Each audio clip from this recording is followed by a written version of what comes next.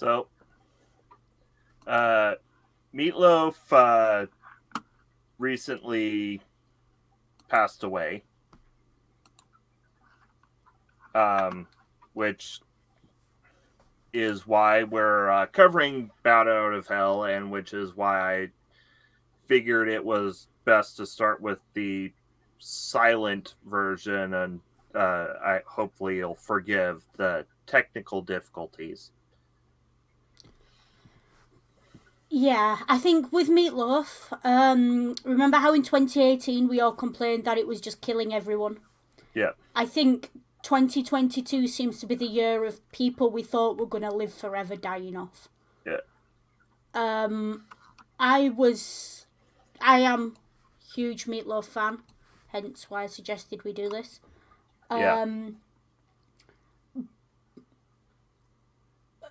in all of his complicated glory, I think is the best way of saying it. Complicated guy, complicated career. About the only thing about Meatloaf that wasn't complicated was his music. yeah. And yet, in its own way, it is. Well, yeah, I'll say even then it's got the elaborate progression, or at least Bat Out of Hell's got the elaborate progressions of the 70s prog rock movement. Yeah, that's definitely down to Steinman. Steinman did a lot of the arrangements and the writing. For me, I think Steinman and Meatloaf were that lightning in a bottle moment. Yeah. Getting those two together, Steinman wrote the lyrics that only a voice like Meatloaf could really pull off. And you can see neither of them are quite the same when they don't have the other there. Yeah. But this album, considering how it started and its history, this album, first of all, we're lucky to even have it at all. Yeah. But second of all, it's the third longest. What is it? There are only two other albums that have ever been in the UK charts longer than this. Okay. And yes, it doesn't sit at the top of the charts, but it consistently. I think it spent like something like 500 weeks or something in the UK charts. Wow. It's madness how long it spent. I'm just trying to find the here. It only ever peaked in the UK at number 9. And it didn't even break the top 10 in the US. It was peaked at number 14. But this album has been so long lived. It's had so many re-releases and everything else.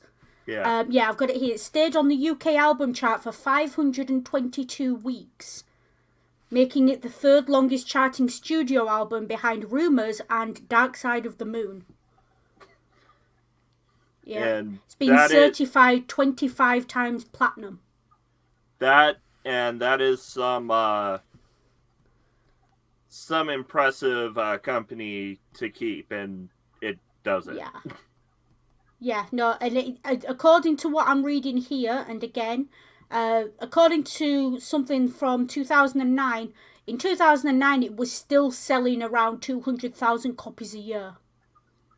Wow. And you're looking at 40 million copies worldwide of the album. Yeah. Never mind the individual singles and download and everything else. Yeah. And the covers and everything else. And I think for me, Meatloaf, these songs for me, they're not songs, they're stories. They're ballads in the traditional, almost a bardic sense. Yeah. And yes, Steinman's writing and arrangement has a lot to do with that. But I think it is just Meatloaf's voice. He's got the voice of sort of... I mean, there's a video, go find it after this, obviously, on YouTube, of him on stage with Pavarotti. Yeah. And the man holds his own on stage with Pavarotti singing Nessun Dorma. He sounds just as powerful as a fully trained, top-of-the-line opera singer. Yeah. Does not sound like he's struggling either. And the power of that voice is just... That's a once-in-a-lifetime thing. Yeah. And that is... If you can name anyone other than Pavarotti himself with a voice that powerful, capable of singing rock and roll, not opera, but capable of doing rock and roll like that. Because when you think of Meatloaf, you think of the classic sort of ballad style rock, don't you? You think of I can think of one, and his and his career space did overlap with Meatloaf's a little bit. Go on. Freddie Mercury. Yeah, Freddie Mercury's voice was powerful in a different way, though. Freddie was lively, but Meat had, and I hate talking about him in the past tense, I've still not quite figured that out yet. Meat had, there's a power to his voice and there's a depth to his voice that even Freddie Mercury didn't have. And, you could... I know people who genuinely believe that Meatloaf was a classically trained opera singer. Yeah. You would think so. You would absolutely think so if you only heard him,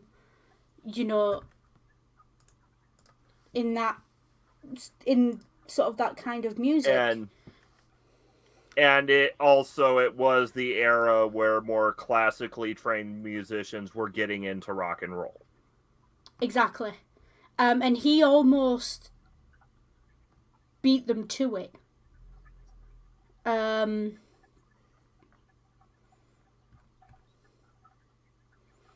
He was a man very proud of the fact that he came from, very proud Texan, which you can take as you like. Is there any other kind of Texan? No. He basically graduated high school. He was a football player. He went to a Christian college and then university.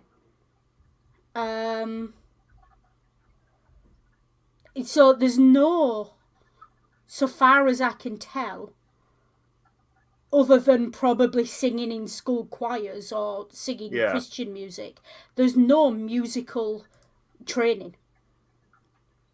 Like, at all. And that that blows my mind. Someone being able to sing like that with no prior musical training. Yeah. That is an utter... It is ridiculous. It is utterly ridiculous. Yeah. That's the only word for it. This album, we were just talking about before we went live, actually, folks. This album very nearly didn't get made. Yeah. I think the fact that this album got made at all, it's not even luck at this point. It's just sheer bloody mindedness. And all it had to take for it to be made was for the rest of us to live in the darkest timeline. Pretty much. But you know what? If that's the case, then worth it. So Steinman develops the album. They go to multiple record companies. 2.5 years of auditioning and recording and being rejected. Yeah. Before they even played it live. CBS knocked them back with it. And then eventually they found a producer who would take them on, but they lied to him and told them they already had a contract. And then when he found out there wasn't a contract, he had to go find a label for them. Found the label, got it made, and then, frankly, the critics panned it. I've just been reading the 1977 Rolling Stone review of it. Yeah. And I don't think there's... let me find the exact wording, because you say when an album gets panned, and they called it entirely mannered and derivative. Which, to call an album like this derivative, I want to know what Rolling Stone were listening to then. Yeah. Because this album was not derivative. You can see the influence this album has on pretty much an entire genre. It basically helped to birth an entire genre of sort of that long form ballad rock, Bonnie Tyler, that kind of... I'm saying Bonnie Tyler, Meatloaf, it's that genre of rock. And though... And Rolling Stone panned it when it got released. Though, different, like, differences between the artists and the labels and the critics isn't something special. Like, no, it's not. Even amongst, like, the great, records out there, it's not, like, perhaps even especially amongst the, standouts. Like, for instance, for Nights in White Satin, the Moody Blues had to barricade themselves in the studio and smuggle the orchestra in. Led Zeppelin 4, which includes pretty much every song that Led Zeppelin is most known for, was panned for being too experimental. Yeah. And it is this thing where, at this point, the hit rate of the critics, that frigging gopher in America that comes out on, like, Spring Day or whatever. Yeah. Yeah, that thing has a better hit rate for predictions than music critics. So why do we still have music critics? Yeah. It does make you question it. And yet, when you look at this album later on, I'm looking at it here.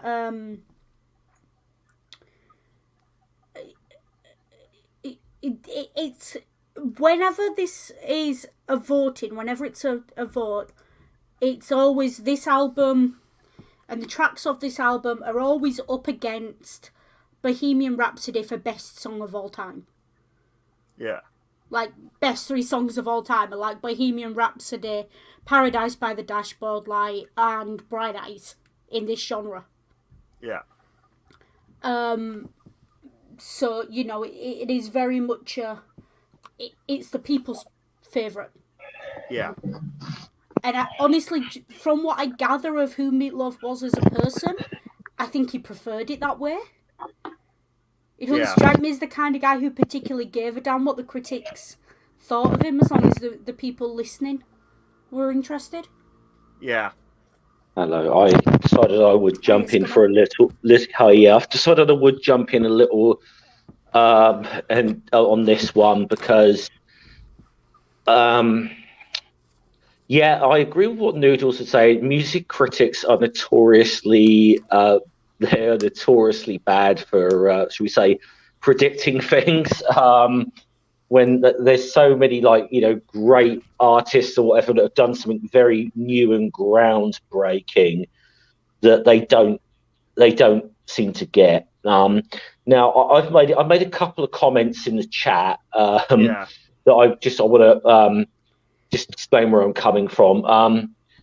People know I'm a massive heavy metal fan, and I know Meatloaf he wasn't a metal singer, but I think there's a lot about this album, a lot about him that did inspire a lot of the music I listen to. From just some the artwork. I see Noodles got the artwork behind them. That is every the power guitar / even just the guitar / motorbike solo in the track Bat Out of Hell. and You the hear art, that so much in yeah. metal music, it's unbelievable now. Yeah. Yeah, I mean, just even the artwork. Like I said, every power metal album that has ever been released, I think, is an homage to that album, to the cover of that album. And I did Yeah. mention in the cards about when you talk about what singers could possibly hang with Pavarotti. The only others that I could even think of that that I think even may have come close to Meatloaf is possibly Ronnie James Dio of formerly of Black Sabbath and Rainbow, and possibly Bruce Dickinson of Iron Maiden that have kind of got that range. Yeah. Those are really the only two I could even think of, but I don't even know that. And I know it's, yes, today I could probably name a whole bunch of like metal singers or whatever that could do that, but Noodle made the point himself that there's a lot of more classically trained singers that are going into doing rock music. I mean, Taya Truennen, who used to lead, used to be the lead singer of the Finnish metal band Nightwish, is obviously very. You can tell is classically trained. She's an opera singer that just happens to have been doing metal, and which is why I think it's so impressive that Meatloaf, from what I can gather, had no professional training in music. Yeah. He's. I know Bruce Dickinson didn't until around about the time he actually, or just before the time he, I think, joined Iron Maiden, he'd been lead singing for a band called Samson, and then I think when they hired him, he actually thought, I actually better learn properly how to sing, he had a belt out on those high notes or whatever, and not mess yourself up long term. Yeah, because I mean, it says it all. Meatloaf has died at 74? Yeah. And okay, there have been things about his voice lost its power in his older years, which honestly that happened. Valid. It happens. And the thing is, right, I'm not even a third of the age he was when he died. Well, I'm a little over a third. And I don't have the power to do a voice like that. I know Ring's a great singer, but Ring does not have that power.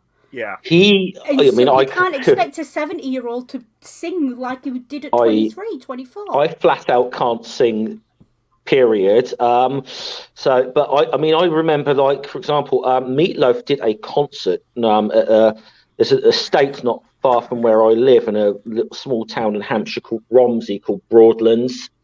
Meatloaf did a concert there, and and the review was this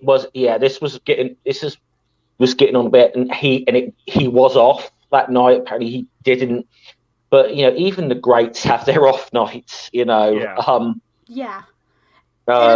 at the end of the day, the man was human. Been to see a lot. Yeah, I've been to see a lot of concerts, and then there's people I've seen numerous times. Where like the first time I saw them, I was like, oh my god, then they're awful live, and then gave them another chance, and it was like, okay, they were having an off night, because the second time I saw them, whatever, they were fantastic. So and I think for me, I've been saying for years, when I found out he got the job at Vegas and he was in the room at Vegas, I wanted to go, not to necessarily hear him sing live, but to be able to say, I've seen Meatloaf live. It doesn't matter what he sounded like. That was something that, it's going to have to drop off my bucket list, because I'm never going to be able to do it now. Yeah. But, I've been saying that for years, that the thing with Meatloaf is I think we tend to mythologize big names, musicians, actors. Yeah. And we forget that they are human. Yeah. And the thing about Meatloaf is, above all else, he was human. He had his faults and his quirks, and he didn't hide them, and he didn't, there was no big PR company in the background protecting his image. Yeah. Yeah, I mean, the man passed out on stage twice a few years ago on different nights. Yeah. You know, and the you know, and his track was playing along with him because he was having to lip sync that night. But you know, Well, at the end of the day, it's Meatloaf. I'll go on camera for 2 seconds. This is see the T-shirt I've got on here. Motorhead. Now there's something very similar in his later years happened to Lemmy in Motorhead, where it was clearly he was not well, and after like half an hour, they had to stop the gig because he just physically he collapsed twice and had to be helped up, and it was like they just had to stop the concert.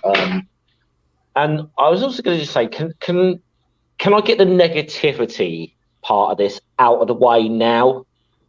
So we don't have I'm to reference deliberately this not again. talking about Meatloaf's politics, so Yeah, the negative. I'm not going to talk about his politics as such, but can I just say the people who have been bringing that up, shut up, please. the man had his political ideas. Yeah, Everyone's entitled to them. I might not agree with them, but yeah, you know, don't be nasty about him. Now this has happened because you didn't agree with his politics. Is what I'm gonna say. It's not, look, you know. you all please, know I am a raving lefty. You know, Yeah. I am so far left. I'm just If I can take this man's music as it is and leave his politics to one side and everything else for this, I will be honest. When I found out that he died, I grieved. I've grieved for this man. Never met the man, but his music is literally the soundtrack to my life. There is not one major event in my life where we haven't played his music. We played his music at our wedding reception.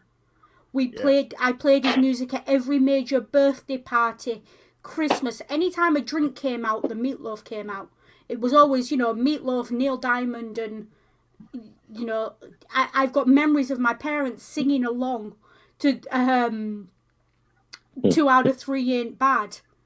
And the classic love songs and doing the duets when they were pissed out the schools at house parties, you know. Yeah. I know this music.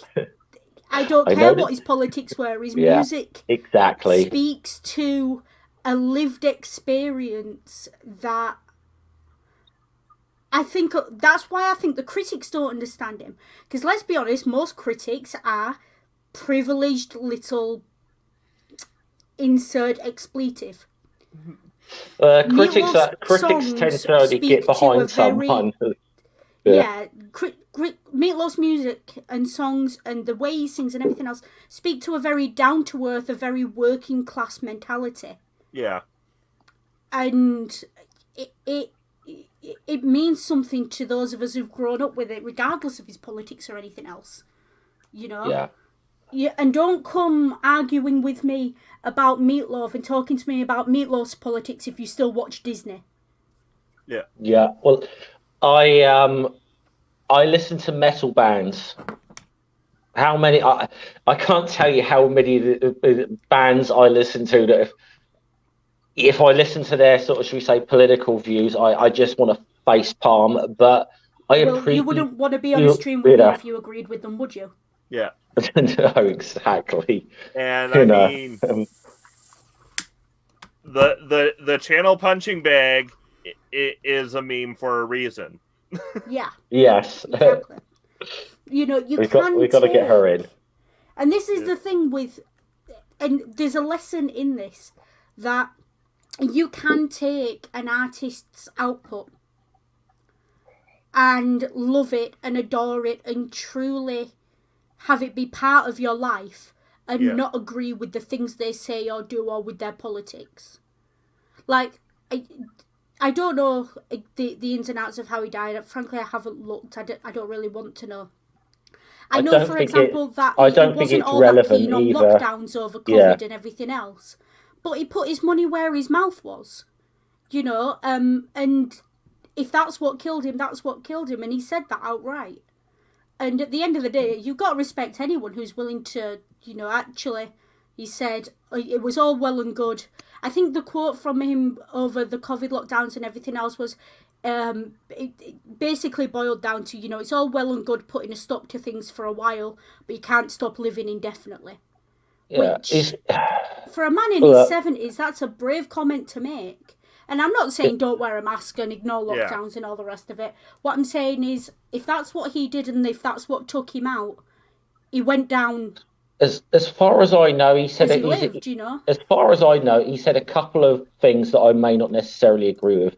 But it's not like he's fucking Kevin Sorbo, all right? So just so you know, he's not a racist. He's not a right wing. No, he went out of his way to find Ellen Foley to make sure she could get a career when she wasn't credited on one of the tracks. Mm. He didn't have to do that. Great guy. Yeah. And I just think, for me, I think the reason with Meatloaf, a lot of people don't get it, is he's a very... I can imagine Meatloaf, and correct me if I'm wrong, Scummer, Meatloaf is the kind of guy who would fit right in a pub in England somewhere at a table full of ex-miners. He was... That's the kind of guy he is. The few times I've sort of seen him in actual interviews, and I have always wondered whether in a way he was putting a bit of a front or a character on, because he just seemed like so full of life, and I know obviously it's so full of life, so full of humor, and I mean, and it just it was almost a bit OTT, jolly fellow.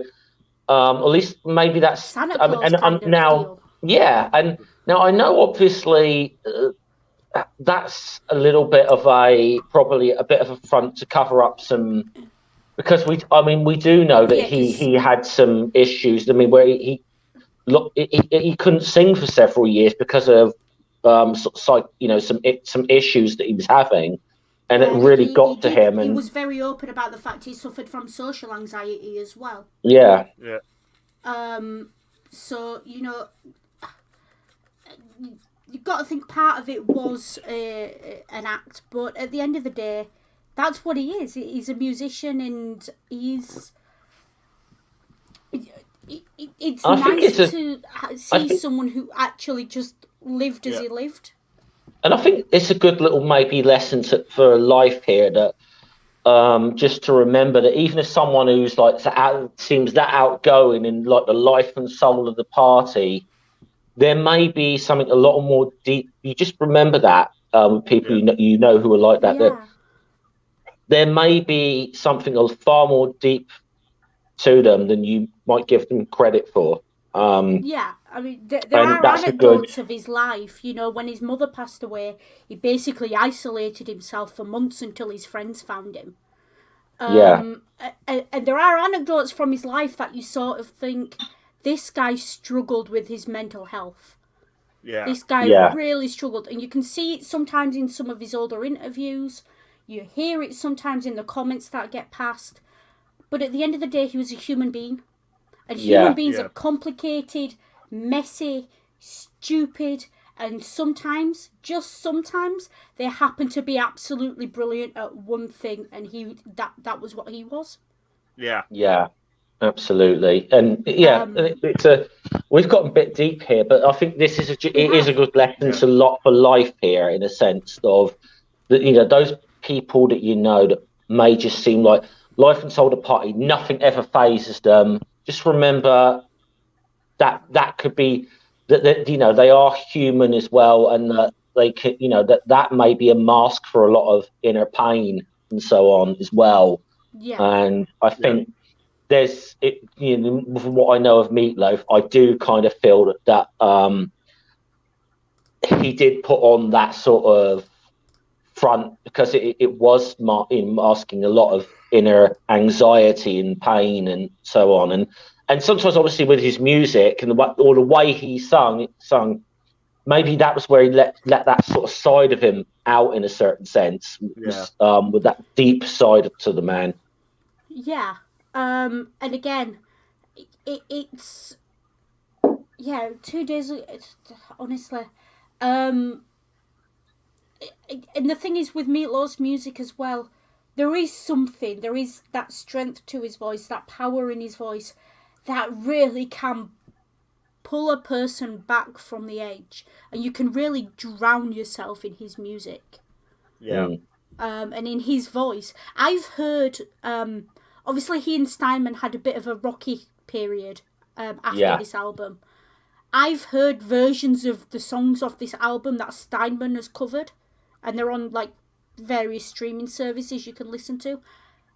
And it's the same lyrics, it's the same arrangement, but it's just not the same when it's not Meatloaf's voice.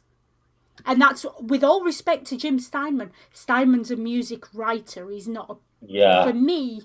He's a phenomenal If I was comparing him to anyone but Meatloaf, he'd be a fairly good middle-of-the-road musician. But because he's got that comparison to Meatloaf and he's singing Meatloaf songs, it just... No. It doesn't sound right at all. It's just what... You know, it's like how certain... Like, it's like how certain things like... To me, it's like, I will say this about Meatloaf, anybody trying to cover a Meatloaf song doesn't seem right to me, you know. And I know there's been some well-known acts who have done covers of Meatloaf songs, but it just, to me, like, I'm not funny. There's some like really amazing bands who I could picture, you know, trying to cover the song "Bat Out of Hell," who would never be able to recapture the way that was originally done. It would never be the same. As great as maybe the bands that could cover it would be, it would just, something about it just wouldn't be the same. And I mean, I think for me, I cracked the joke on Twitter. I said, you know, I think what finally did Meatloaf in is someone worked up to the nerve to show him that cover of Paradise by Glee. Now, that Glee arrangement, I've looked at that and I've got into some real internet arguments with people over this. Like teenagers who come at me thinking they know about music.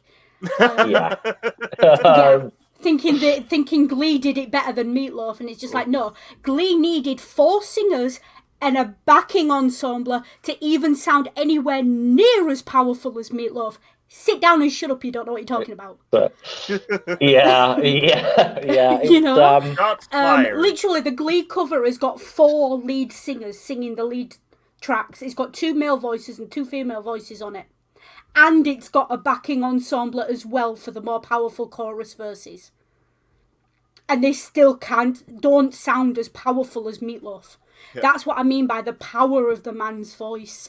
And again, when you put him up against someone like Pavarotti, who famously had a voice that didn't need a microphone in massive auditoriums, opera musician, and then you find out that he's not classically trained or anything else, you sort of look at it and you think that, I'm not Christian, but Meatloaf as well, famously quite Christian. That man was blessed by his God. He must have been. Because either that or, you know, he killed a few dragons and ate their souls, but just didn't learn the shouts. That's also a possibility. Meatloaf was the Dragonborn, confirmed. Confirmed. Yeah. I think we actually better talk about this album. Yeah. Now we spent half an hour chatting about him. Yeah. But we need to talk about him though, because of his passing. We do need to talk about the man himself. So this is the first album we've covered that isn't a rock opera, though I would probably say it's still a concept album. It's definitely a concept album, and it actually is originally started out, Steinman built this off the back of a was it Peter Pan? Yeah, it was. I think so. I did read something about this album. That it was. This was like it was supposed. I did hear the Peter Pan reference into this. That I'm trying to think if he was thinking if an adult version of Peter Pan. Maybe It's like a dark version, a gothic version of Peter Pan that they were doing. And then they pulled some of the tracks off it and worked it into an album. Bad Out of Hell. Yeah. You've got to be you've got to be pretty damn brave. Your first album, you don't have a record company, to start a track with a 2-minute instrumental solo. Yeah. That's some fucking big bollocks, is that? And this is the thing, by the way, just if anyone has not actually listened to this out, everybody knows the song Bat Out of Hell. But I think everyone that a lot knows of people the chorus. But I think what a lot of people may not realise that the sort of 4 to 4.5 minute radio edit you hear is about half the song. Yeah.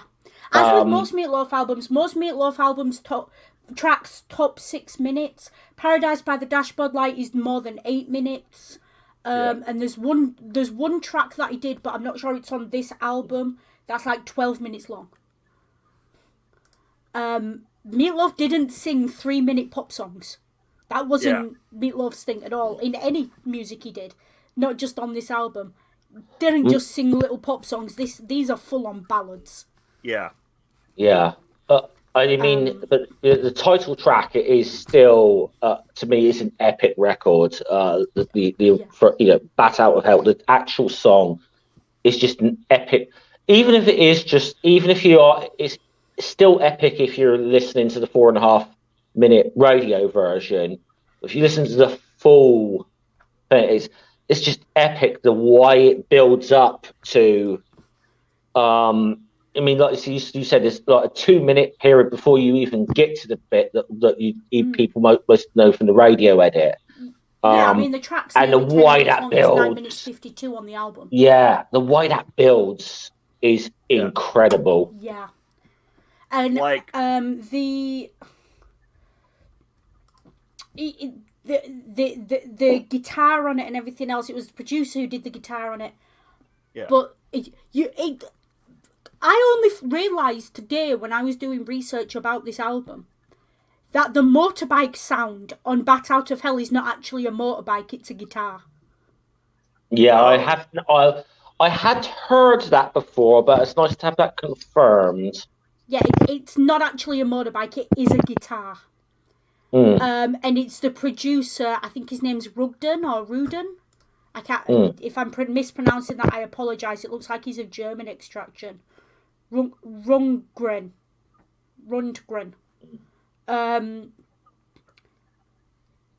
It was him playing the guitar on that, and it's just epic.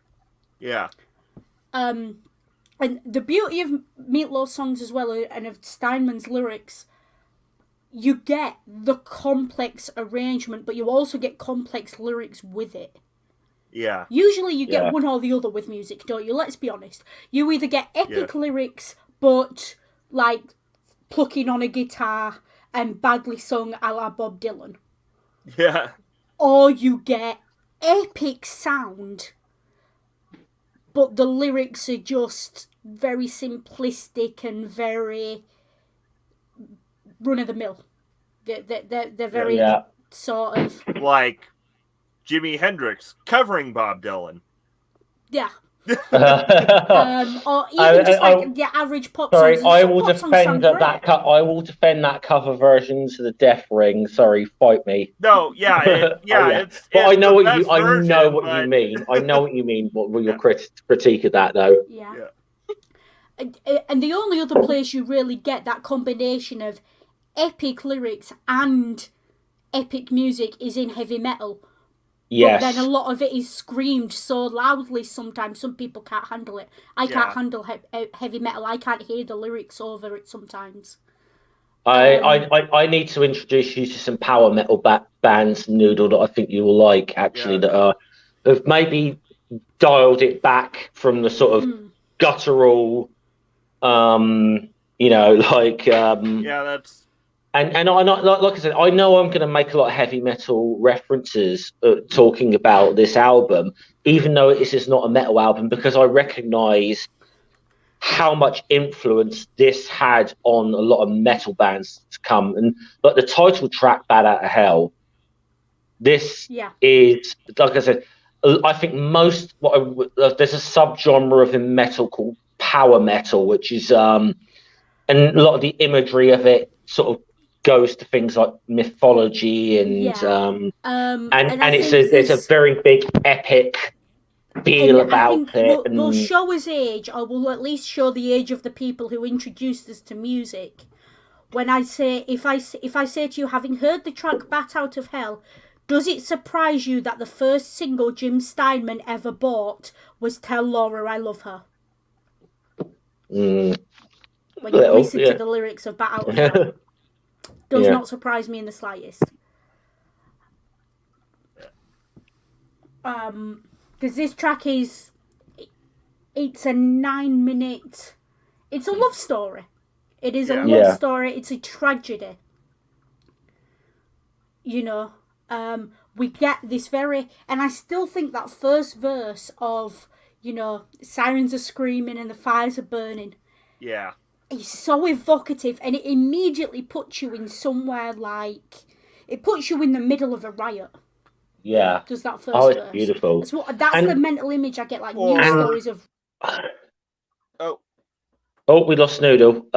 Noodle, but I was going to say that leading into that point though is like that epic build up on the album thing where the instrumental build up. So then where it sort of almost quietens down to the intro to when Meatloaf begins to sing and starts singing his lyrics. Yeah. And then it's what I love so much about this track is the way that it builds up high, it takes you down low, and builds up again. We have a noodle. We have a noodle. Oh, yeah. Right. The lyrics, you were about to start on the lyrics. Either like in the middle of a riot or like in the bad part of a big city. Yeah. It's very sort of 2:00 in the morning in the Bronx in sort of like 1983. Yeah. You know, it's that. It's the very. It's like middle of a riot. It's very. And it puts you there immediately. And then you get this girl and the lyrics for how it immediately. I've read some great romance stories in my life. Yeah. I don't think there's a greater description that immediately makes you realise how much someone is in love than this song. Yeah.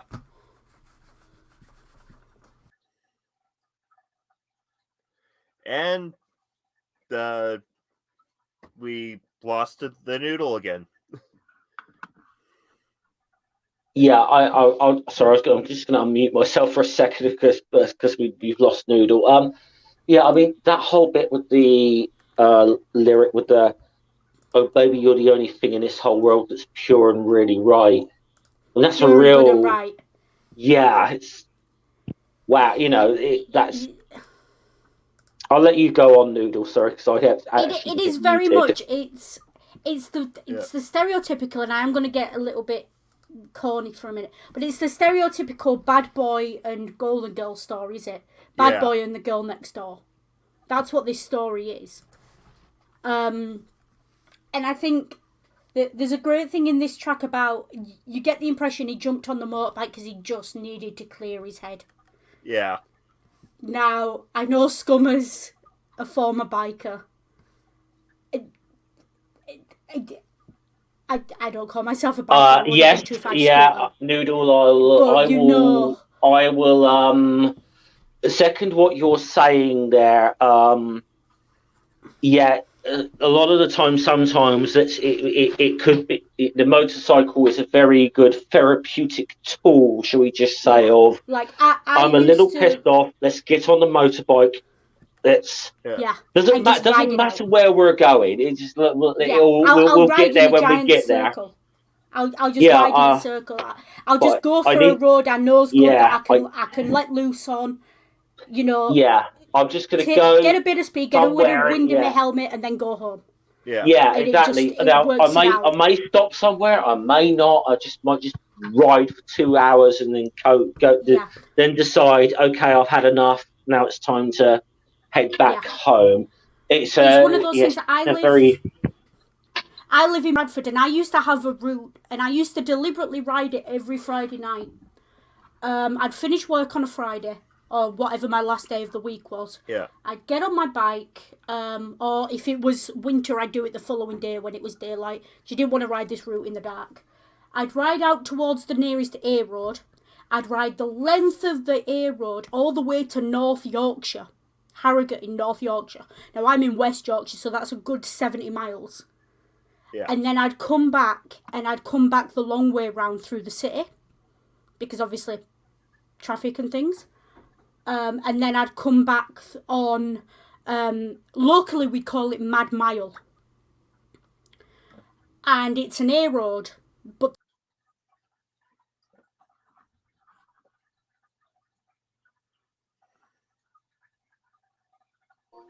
Oh, sorry, did we lose Noodle again? I have no idea what my computer's doing. I apologise. Yeah. But yeah, that road is known as Mad Mile to the bikers, because it is just literally... Yeah. People go on there and they go mad. And you'll see bikers, and they'll come down and they'll overtake full-on lorries going down there. And it's one of those rides, and it clears your head, and there's nothing like it. I don't drive a car, so I don't know if car drivers have a similar feeling, but I sincerely doubt it. I've never known a feeling like... Unless you've got a good convertible sports car, I don't think you can come close. It's just... And you don't even have to go that fast. 50 miles an hour down an A road. Mm. You've got no music, because if you had headphones in, you wouldn't hear them over the wind in your helmet anyway. And it's just you, the wind, and the engine, and off you go. Yeah. I'll just say, in the UK, if the police catch you with headphones in while you're riding a motorcycle, you could be in some trouble. Just let people know. There is a thing that says you can have one headphone in, as long as you're not playing music, in case you get a phone call or anything. Yeah. But then you've got to pull over to actually have the conversation anyway. So, or if you've got, some people use like speaking maps, like your Google Maps. But I got to be honest, I do not know a motorcyclist that at some point hasn't stuck their Walkman in whilst riding those. So I think we've all done it. We've all done it. Yeah, no, I had Bluetooth headphones, and I mainly used them for Google Maps. But I'd be lying if I said I didn't have some music on in the background. And I'd also be lying if I did. I'd also be lying if I didn't say that at least at one point, and every motorcyclist who says they haven't done this is lying through their teeth. Every biker, I should say, rather than what are you going to get me into trouble for? That you haven't at some point put your earphones on and played Bat Out of Hell whilst riding. Of course you are lying through your teeth. You are lying through your teeth if you haven't played this album on a motorbike and you're alright. Even on a scooter, you're lying through your teeth if you haven't done it. Yeah. I was on an automatic scooter and I did it. So, But this track, I love... And that's the thing that Steinman's really good at, is writing teenage love songs. And you've both disappeared on me, so I don't know what's going on. I only muted because there's some background noise, Noodle. When I move in a minute, I'll no worries. come back properly. But just keep. So on this track, there's a lot of sort of love songs about being a teenager, prom night, getting out. This song to me, Bat Out of Hell, to me, has got the same sort of vibe, lyrics-wise, not musically, because they're totally different musically, but lyrics-wise as Springsteen, My Hometown. It's got that kind of, we said we were going to get out, we're trying to get out. And the great tragedy of not making it, not getting out. Yeah. And I think this is one track that is really, it's heartrending. but for all the right reasons. Yeah. But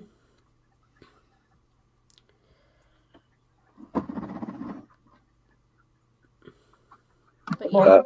But I was saying earlier on, Noodle, when you had one of your cutouts, that one of the things I just love about this track, whether it be the radio edit or the full version, is the way that it takes you up and down and then up. It's almost like I hate to use a crude analogy, but it's like good sex, isn't it? Where you take someone up, you take them down, or and to the point where by the end, then you've kind of popped your nut, kind of thing. I hate to use a crude analogy, but it's that like that. Listen, if there's any musician you can use crude analogies about, it's got to be Meatloaf. Yeah, but it's that whole thing that it the way it builds and it'll take you down, and then it builds again and takes you down, and then when it especially when it builds that chorus like a batter, it's like at that point, and I know Meatloaf's not a metal artist, but goddamn, when that chorus hits, you've got to headbang. You've got to. You've just got to. And no matter how bad a singer you are, no matter how off key you are, everyone joins in. Yeah. It's it's almost like the scene in Wayne's World, but not, instead of Bohemian Rhapsody, everyone in the car's like headbang to Meatloaf. I will say, the number of times I know so many people who, if you get enough alcohol in them, will try and karaoke Meatloaf. The thing is, and yeah, they're enjoying themselves, they're having fun, but unless everyone else in the room has had even more alcohol than that person, it doesn't matter if you karaoke Meatloaf and you do it badly, because everyone else is singing along as well and no one can hear you. So it really doesn't matter if you can't sing if you karaoke Meatloaf, because no one can sing and everyone's singing along. I will say that there was a girl a number of years ago who I was friends with. This wasn't a girlfriend, but we did badly, and it's not part of this album, but we did badly duet Dead Ringer for Love. Dead Ringer for Love, yeah. You could also have done I'd Lie for You and That's the Truth. I would do Anything for Love. Meatloaf's duets are always, they're epic. Yeah. Absolutely. But yeah, this song, this is very much, it's a song told in 3 parts. Yeah. You've got the initial musical intro, you've got the plot, and then you've got the crash. Yeah. And the imagery of the crash, if you're ever scared of motorbikes, don't listen closely to the lyrics of this song. Yeah. Because it's a hell of an image. Torn and twisted at the foot of a burning bike. Chest torn open. Heart in his hand. Yeah. And as I say, one of the reasons I don't ride anymore is I had a prang. So it can be a bit, it can be a bit off-putting if you've had a prang on a motorcycle. But again, the way like this, you've all seen me have to go through the recovery, and mine was less than 10 miles an hour in a car park, less than 20 miles an hour in a car park. So I know, I actually knew someone who used to like race motorcycles sort of semi-professionally, like and had some crashes at over 150 miles an hour, but actually said to me the worst injury he's got was doing 10 miles an hour on a road. Yeah. So it's but again, that's a weird one.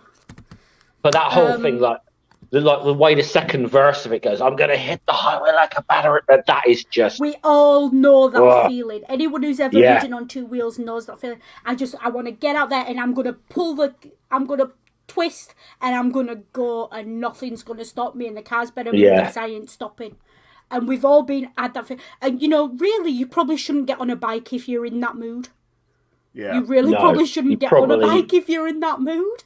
But there's nothing like getting on a bike to help with that mood. Yeah. I mean, technically, it is in your it is in the rules of the road that you shouldn't get on a bike if you're emotional. But then you shouldn't get in a car either, and I bet plenty of people do. but it's something else. I think listening to this song really loud is probably the closest I've ever got to the feeling of being on a bike without being on a bike. I used to have like a patch on the back of my old motorcycle jacket, and it said in big letters, "If you can read this, you are driving too fast." And accurate.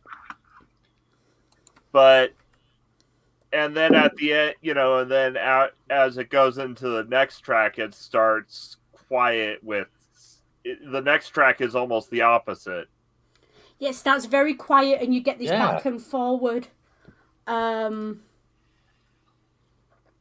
Next track's Dead Ringer for Love, isn't it? No, it's You Took the Words Right Out of My Mouth. No, You Took the Words Right Out of My Mouth. Yeah. This track, I have got so many epic memories of my parents doing the beginning of this track to each other at parties. And my mum, literally, my parents would dance there, and my mum giving it some, really... In Jamaican, they call it bump and grind. Dirty dancing. She was twerking before people knew what twerking was. And she well giving it to my dad when the backwards and forwards in the start of this track. Yeah. And then that note had come in, and my dad had literally jumped back and he'd do the Neil Diamond, the Neil Diamond guitar moment. And the track would start, and everyone in the room would just start singing. Right. And by the way, sorry, I just looked at the ring. By the way, sorry, I just looked in the comments. I don't know if anyone's modded there. It looked like there was a bot in the chat a little bit ago. It may need to be hidden. May need to be hidden. I can't because I'm on my phone, so otherwise I'd hide it. I don't think so. Let me have a look. I'll have a look anyway. But yeah, this track is it's one of those great tracks. Yeah. And we all know, as sort of working class kids, there are certain songs your parents play for you to teach you. It's the equivalent of getting the birds and the bees chat. Yeah. And this is one of those songs where you sort of learn.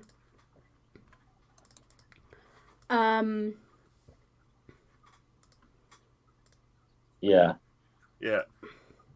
Yeah, that's not even showing for me, so I don't know what YouTube's saying. Okay, I this is just my Yeah, I'm on my phone, so my comments. Fair enough. Yeah.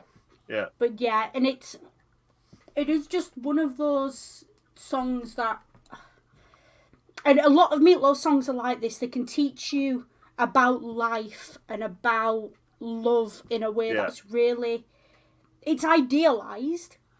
And I think my parents probably regretted it as I got older, exposing me to this sort of idealised romantic stories in these songs. Yeah. And this kind of life, because Ring will tell you,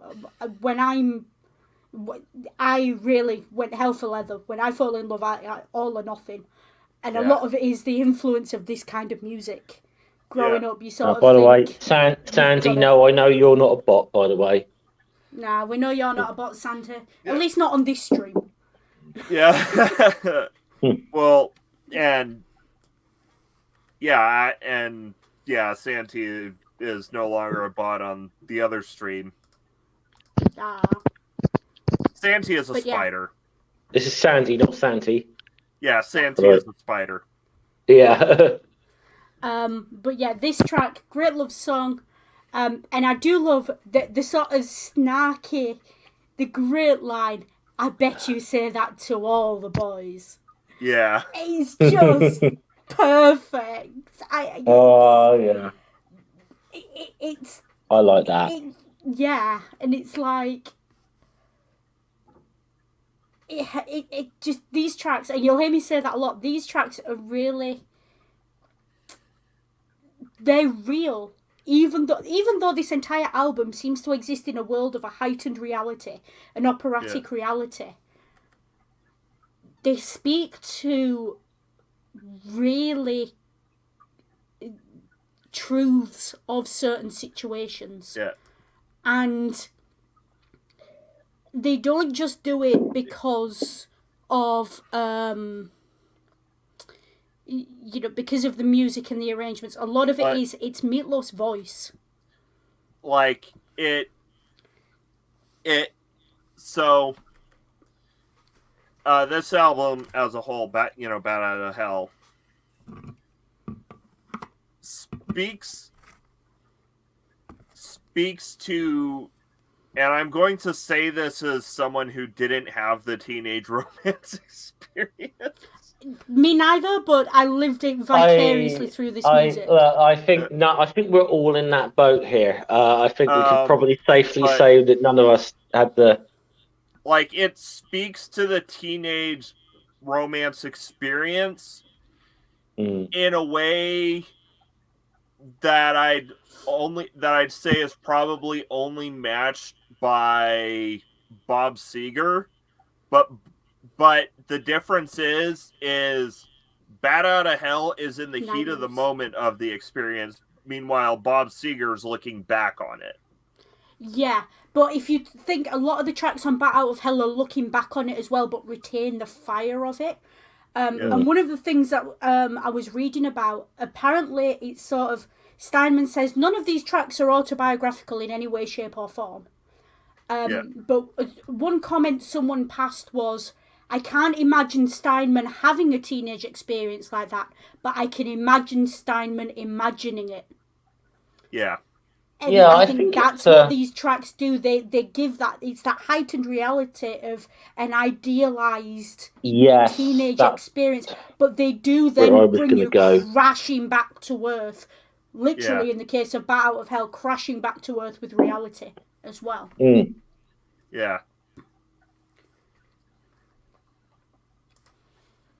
And that's something that certain other music and other things don't do. Yeah. But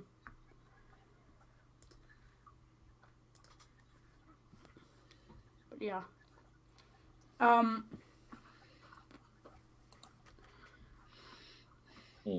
Yeah, I mean, I was going to say, I mean, I think you sort of said it before I did. I think a lot of it is an almost idealized and heightened. I guess it's more like if I had teenage romances, I didn't, but it's maybe what I listened to, maybe what I imagined when I was a teenager, romances might be like. Yeah. You know? Yeah. They are that idealized. It's almost, and someone else described it as this, so it's not my words. Someone described it as Grease on steroids. Yeah. That's what it is, isn't it? It's a very, it's that heightened fantasy of Grease. Yeah. But then it's the hard rock and the heavy musical sound and the power of Meatloaf. It's basically the 80s 50 nostalgia 3 years early, fueled by prog rock and Meatloaf's voice. Yeah. It is very much sort of 50s 60s nostalgia. I put this track especially, you took the words right out of my mouth, it's up there with sort of Summer of 69, you know, You're the One That I Want, again, Grease. It's that kind of, that's the mood it's tapping into. Which is, you know, interesting. Yeah, it is. And as you said, I mean, the dynamic in this one, as you said from the first track, that this is like the, this is she's telling the story of the bad boy and the sweet, pure girl kind of thing. And I think, I guess, I mean, it's, I mean, I think you do get, you know, you can watch certain things or whatever, or read certain stories that are tell stories like teenage romances, even if you know it's something you've never had yourself, and you can just imagine yourself. Now, for me, it would have been the introverted, you know, nerdy kid or whatever, but somehow ends up with the hot girl eventually, kind of thing. And it is. You get the impression, especially with the intro to this song, it's almost he knows she's out of his league. That's why he says, "I bet you say that to all the boys." He's trying to romance and wine and dine her. And she is... Let's be honest, that's a very, very clever way of basically calling her a slut. But he doesn't shame her for it, and that is fantastic. Yeah. Well, it's also a line where somehow a lot of the time you expect that sort of line to come from the girl to the boy. I bet you say this to all the girls. A lot of time, it's kind of that thing that it's always turns that because that I don't know that line to me is always something you kind of. Girls say that, but I bet you say that to all the girls. Within popular culture, I bet you say that's to all the girls kind of thing. Again, it's lampooned again later on in Paradise by the Dashboard Light, where she's saying, do you love me? Will you love me forever? Do you need me? And he's saying yes, and it's almost as if she's implying, but really, and this song turns that traditional, as we'd expect in Paradise by the Dashboard Light, this song turns that on its head. And it's just the lyrics of this song. I'm just reading the lyrics. And the opening bit is feels like essentially a dark subversion of like. Oh, we got another bot in the chat, by the way. Sorry, they're and I don't know whether their bots are out in force at the moment, but they must be to actually be showing up in my chat. Oh, they're doing it to Ring. They're doing it to everyone at the moment. VAR.FYI. What does that mean? Don't. Tell me afterwards, but yeah. There's one this track to me, I could very easily, I think, write a story about. It's werewolf and young girl, isn't it? It's the Robin Hood love story, not Robin Hood, Red Riding Hood. Yeah. That's why I said like almost a dark Little Red Riding Hood. Yeah, it is very much it's a Grimm's fairy tale, but the thing is, all throughout it, it's really funny. The speech at the beginning pitches him as the werewolf and her as the victim, if you like. But then if you listen to the lyrics going on, she's pitched as very animalistic. Yeah. You were licking your lips and your lipstick shining. I was dying just to ask for a taste. It almost makes it sound like it's vampiric, isn't it? Yeah. It's very sort of Dracula and bright red lipstick. You can just see you're it. saying Meatloaf did vampires and werewolves before Twilight did. Listen, every rock musician. Everyone's done bloody vampires and werewolves. That's all Twilight did, Ring. Yeah. Twilight didn't do vampires and werewolves. Twilight did fairies and shapeshifters. When do vampires sparkle? What? Yeah.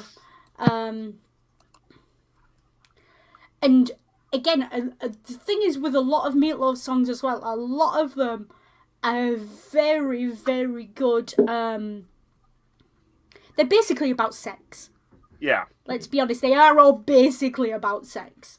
Yeah. And there's a great line in this one that you hold me so close and my knees grow weak, but my soul is flying high above the ground. That's a hell of a description of an orgasm by anyone's measure. Yeah, that's the immediate place, even if with no context whatsoever, I would go to when I hear that. Yeah. That's an orgasm right there. And Flail dead. Yeah.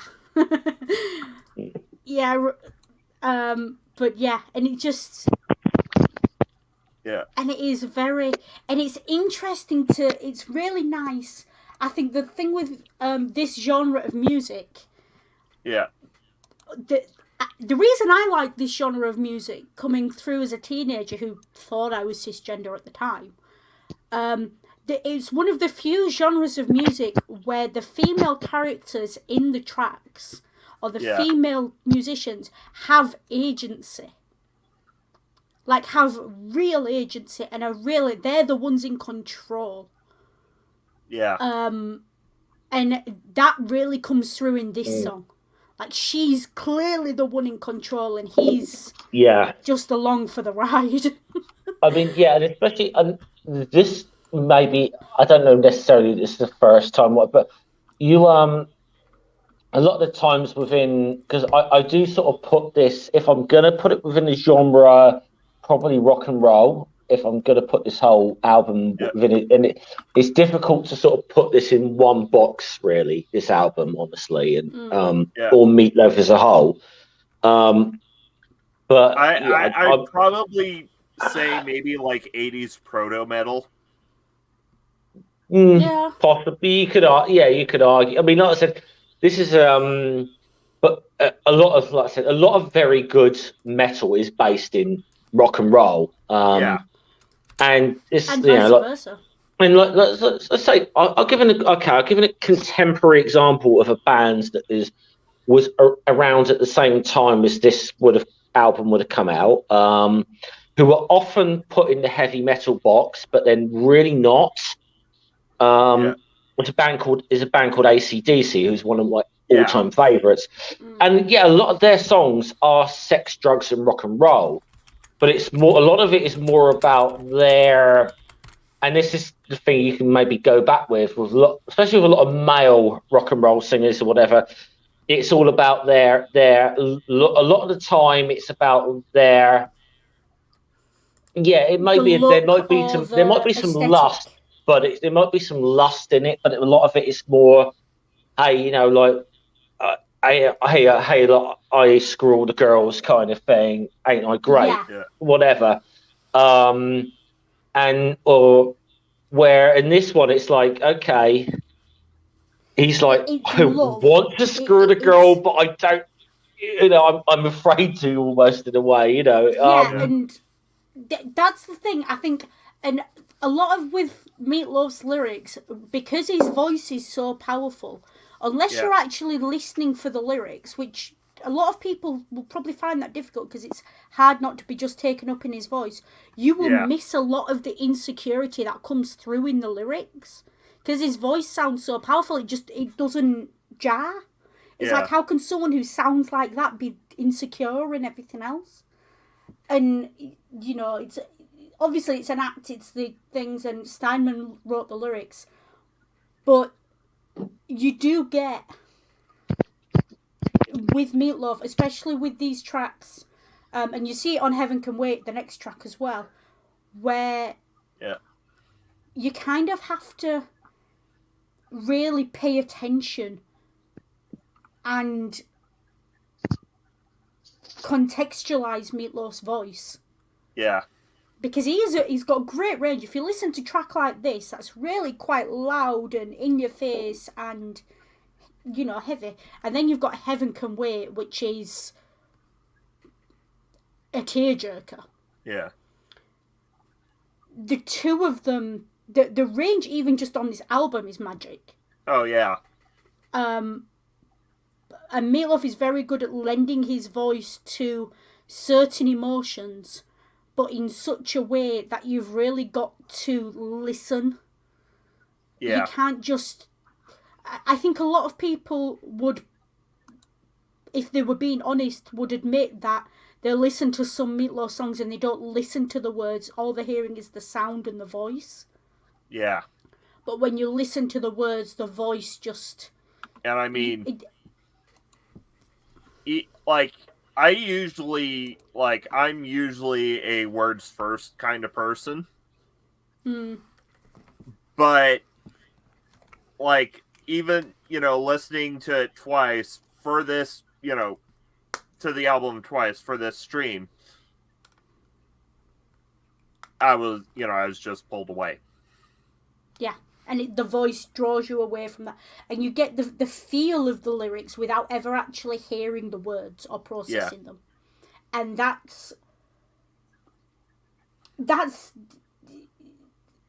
is why I think, again, that it's the same thing opera does.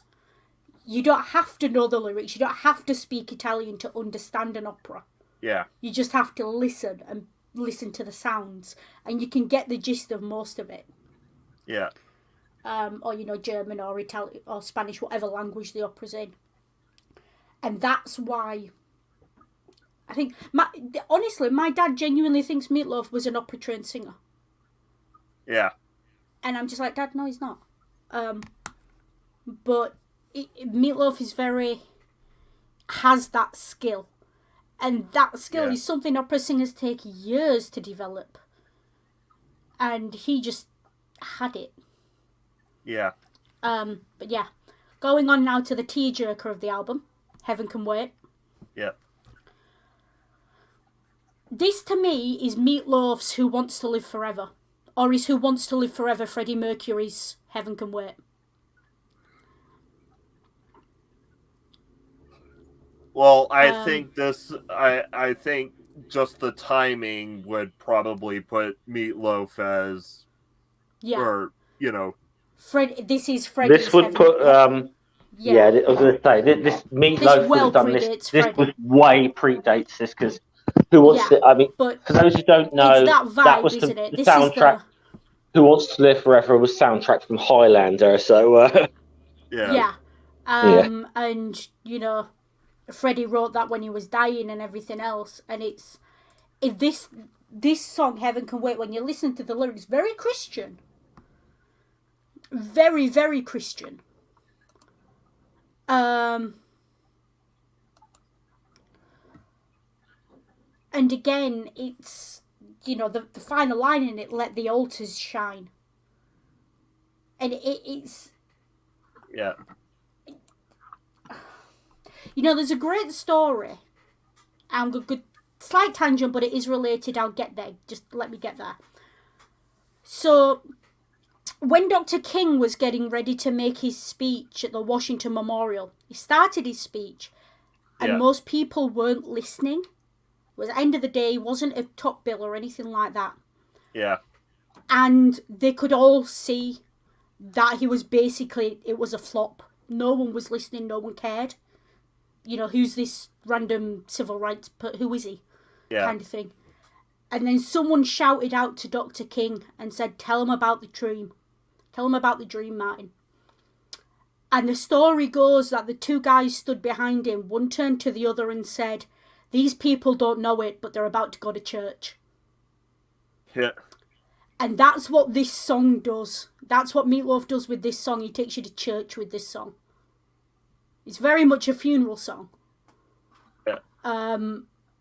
Which is kind of belayed by the title. But again, it's that complexity of Meatloaf's music. Yeah. There are certain rock musicians. Bon Jovi does it occasionally. There's certain sort of Susie Quattro songs, Bonnie Tyler. They take you to church. They do. And they are obviously very devout. Dolly Parton, Johnny Cash. Yeah. Charlie Pride. I can list them probably all day. They take you to church even if you're not religious. And that's this song for me. This song's the weepy. This is your sort of late night song when everyone's a little bit pissed, getting ready to go home. You don't want any fights outside, so what do? You put a song on that'll make everyone cry. And that's this song.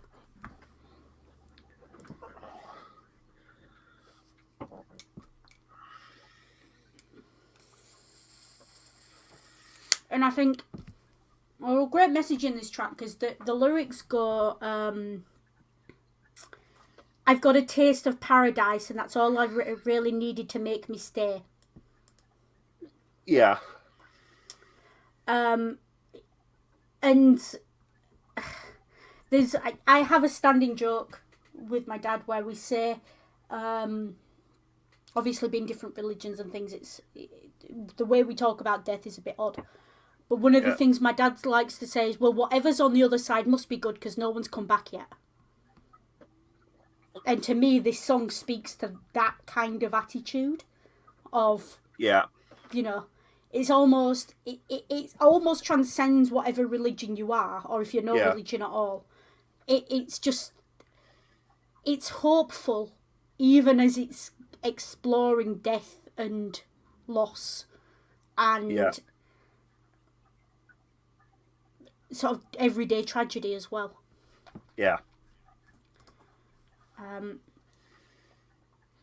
again, you can also read this song as a sex allegory. Yeah. Because, of course you can, it's Meatloaf. It's Meatloaf. It's like how when it comes to C.S. Lewis, everything is about Jesus. When it comes to Meatloaf, everything is about sex. Yeah, pretty much. Yeah. But it is a real tearjerker of a track, this one. And I'm doing a lot of talking about this one, so... Yeah. Do either of you have any input?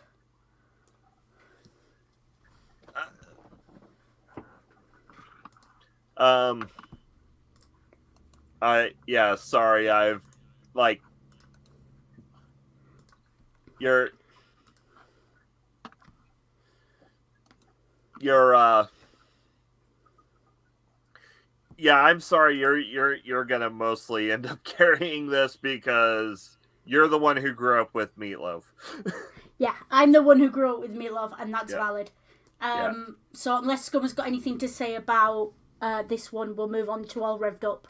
Yeah. Because again, All Revved Up. Nowhere to go.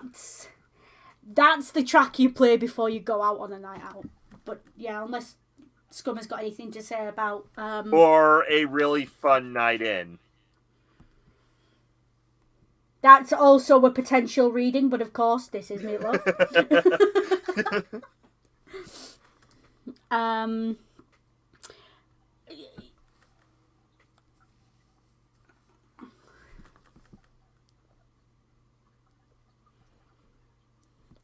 And again, this one I think really... Oh, wow. What? Just looking at the lyrics for All Revved Up. I was about to say it's a great mirroring of You Took the Words Right Out of My Mouth. Yeah. In which he is now the predator. But yeah. Just I got to draw first blood, talking about a high school romance. Yeah. Someone's got to draw first blood. Yeah.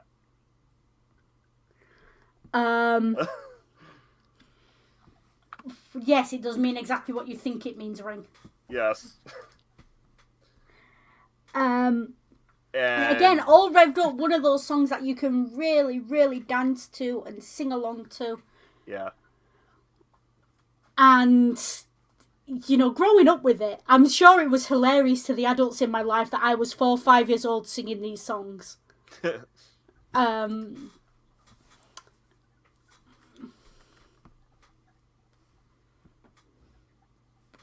But this, to me, this track, obviously I'm not American, if you hadn't guessed. This track to me speaks to that idealized, again, it's Greece at the drive. You know the scene at the drive-in in Greece? That's what this song is for me. All revved up with no place to go, you know, at the drive-in. Or like American Graffiti. Yeah. It's very... It's that heightened ideal reality. Yeah, the heightened reality of teenage 50s Americana. Yeah, very much so. But what I love, and we've kind of touched on it already, and we will touch on it even more.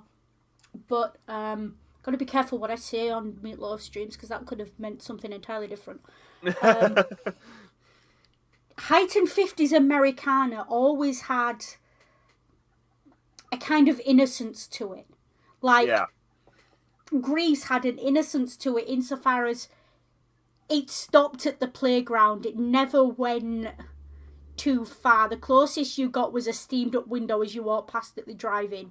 Yeah. You know, it was very, you know, there was the joke about, you know, my, what was it, my 50 cent insurance policy, and it broke is the sort of the closest Grease got.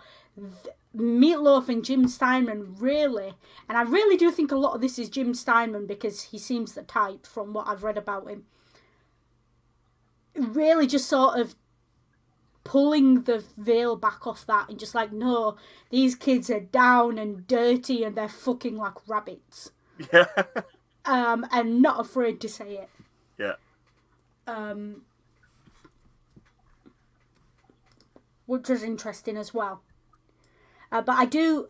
Well, there's yeah. this thing... Like, even when you compare it to, like, other, you know, teenage hookup songs, you know, and what, you know, like, for instance, Night Moves or Jack and Diane, you know, it's a wink and a nudge. It's like, no. Meatloaf is like, no, we were raw dogging. Yeah, we were in there hard, fast, and we didn't play by the rules, you know. Yeah. And there's I do love this the descriptions in this one. I was a varsity tackle in a hell of a block. When I played my guitar, I made the canyons rock. Yeah. And the thing is, Meatloaf did actually play football, in real life. So but you sort of that is the ideal all-American boy in this 1950s Americana situation. Yeah. He plays football, he plays guitar, you know, he's got a leather jacket and his own car, you know, like... Yeah. he's the boy every girl wants to date and every father dreads his daughter bringing home. Yeah. And again, it's that bad boy... thing going on. You know, bad boy's got the hots for the good girl. And it's, you know, and I do like, I was out on the prowl down by the edge of the track, and like a son of a jackal, I'm the leader of the pack. So, you know, and yet the entire premise of this song is that they're both lonely. Yeah. And it's a very... No person. It's again, it's one of those you can listen to it and just caterwaul along and karaoke it, or you can really listen to it. Yeah.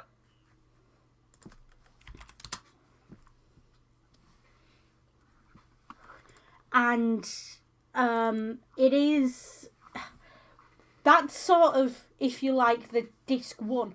And I'm gonna say it now. There's only like 7 tracks on this album. Yeah. Like, for something so monumental that had such a worldwide impact.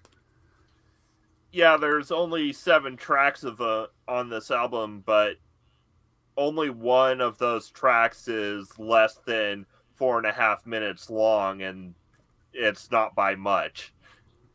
Yeah.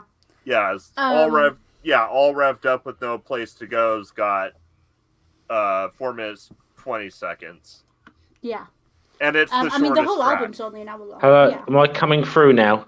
You are, yeah. Yep. Yeah, I'm sorry. I was trying to talk several times, and my microphone obviously wasn't working, I think. So, I mean, so I was going to say, like, with the classic Americana thing, like now I've got to hold my hands up. I've never watched the movie American Graffiti, so I don't have a frame of reference there. But yeah, there was this kind of almost, even with Grease, and another thing that would have been about at the time that sent this idealized version of I should say 1950s Americana would have been the TV show Happy Days, which was out around about the time this album was released during that thing. I mean, you kind of get the feeling with the song you've been talking about, is that you kind of think in this particular one, Meatloaf was kind of maybe one of the T-Birds or he's the Fonz kind of thing, you know.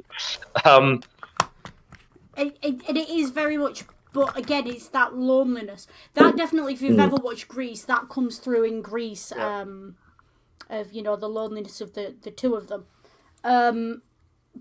But this song, I think, it acknowledges that. in a really clever way. Yeah. Also, we may have to talk about American Graffiti sometime. Yeah. Give me an excuse to watch it. Yeah. I think the last time I saw American Graffiti, I was about 12. So yeah. It's like the only thing George Lucas is known for that's not Star Wars. Yeah, valid, yeah. And Indiana Jones. Oh yeah. So we get on to disc 2. Yep. And we start off with what I think is one of the greatest tragic love songs of all time. It's also one of the funniest when you see someone pissed and parodying it. We've got 2 out of 3 ain't bad. Yeah. Now again, having grown up with it, I don't know about you, but my mum had her own version of this song when she had a few drinks in her. And my mum's favourite one was, I want you, I need you, there ain't no way I'm ever gonna fuck you. And she'd do that at the top of her voice no matter where we were. I'm gonna hold my hands up here. I used to hate this song at one time. I despised this song. Not only for the lyrics, but it was one of those songs that, I know it's not that long, actually. It's only about 5.5 minutes or so, just over. But it felt, for some reason, like it never ended. And the way that it was drawn out at the end. I used to despise this song, but it's one of those that it has grown on me over the years. It is. And the thing is, Steinman wrote this song because someone told him his own music was too complicated. So he went totally the other way. I think the thing about this song is, the song is the LP version was 5.5 minutes long. And it's 2.5 minutes too long. Yeah. Because it just repeats itself constantly. At the end, it's like, okay, you get into the end and you just get to, I want you. That's why it used to frustrate me. And I was like, oh, shut up. Stop. I think the real intelligence of this song is that as the audience listening to it, you're frustrated at it by the end of it. In very much the same way the characters are probably frustrated by the conversation. I'd hate to make this analogy in front of you, Doodle. Just do it. Because I know you're not a massive fan of this guy, but it's almost the musical equivalent of a Stuart Lee joke, where he just drags shit up until he's to the point where he annoys you before delivering the punchline. No, this song, slightly on a tangent again, I was at a funeral once, and I'm stood there, and classic funeral song, Amazing Grace, yeah? Yeah. Now, Amazing Grace goes on for about 6 verses. Depending on the version you listen to. There are like 500 different verses. Yeah, no, but the version you sing in church is about 6 verses long, plus choruses. Yeah. And I'll never forget, we were stood in this church, and it was an Anglican church, so it was all that Gothic style. Yeah. And we sang the song, and I turned to look at my dad, and my dad's eyes are streaming, my mum's eyes are streaming. I'm only about 12 or 13, and I'm wobbling a bit. And I looked at my dad, and my dad just looked at me and went, you know that song? I went, what? He went, it's 5 verses too long. And that's what this is. It's like the song is so powerful that it only needs 1 verse, and dragging it out, it really feels like you're working with it. But I think that's the intelligence of this song, in that it puts you in the position of these characters of you're just sick of it, you just want to go to sleep, you've just had enough by the end of it.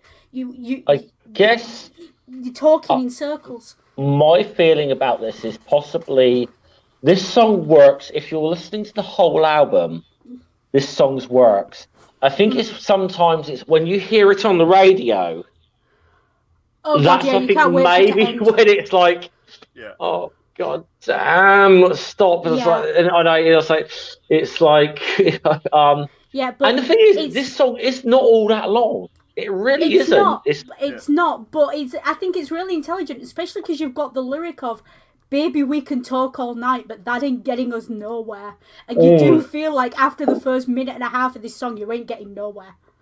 Yeah. And that's the whole point, I think, and it really does draw you into the narrative of the song in a really intelligent way. Yeah. So even if I think I struggle to listen to the whole song individually, I can listen to the album, but the whole song on its own, I think that's I normally the thing cut out with this. after halfway. I feel that possibly, this, like I said a minute ago, I feel this song, if you're going to listen to the whole album, this song kind of works. Yeah. Yeah. And when you hear it on the radio with zero context or whatever, it's frustrating. But I think, which makes it, I mean, I almost feel like it's the big prank that Steinman and Meatloaf, or the record company, played on this, was releasing this as one of the singles from this album. But it really works if you're listening to the album. When I hear it on the radio, if you hear it out with that just as a one-off with no context, it's like, God, stop. Yeah, it does that again. That's what I mean. When you listen to the narrative of the song, it's two people sat down, and he's saying to the person, and I'm going to say the person because actually, if you listen to it, it never gives them a pronoun. So you can take it as a gay anthem if you like, I'm sure. And he's singing it, and he's basically, they're having this long conversation of, we'll say she's saying, but do you love me? And he's like, I can't love you, I love someone else, but I want you and I need you and we can make it work. And she's saying, no, but I need you to love me, I deserve your love.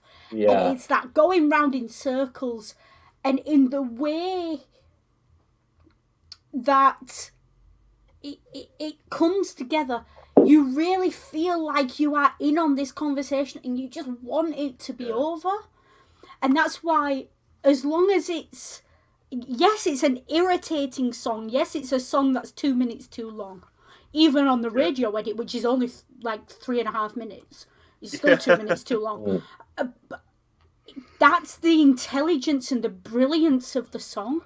That it immediately, you know how we were saying Bat Out of Hell immediately dropped you in the middle of a riot?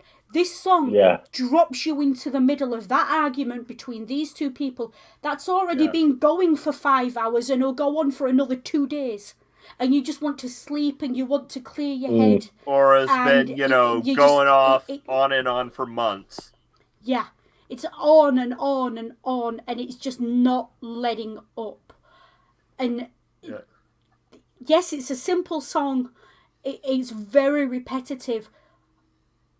And I think I think it does it credit that you say you hated this song at first, Scummer, and that you found it repetitive and annoying. Because I think you're supposed to, because that's what it's about.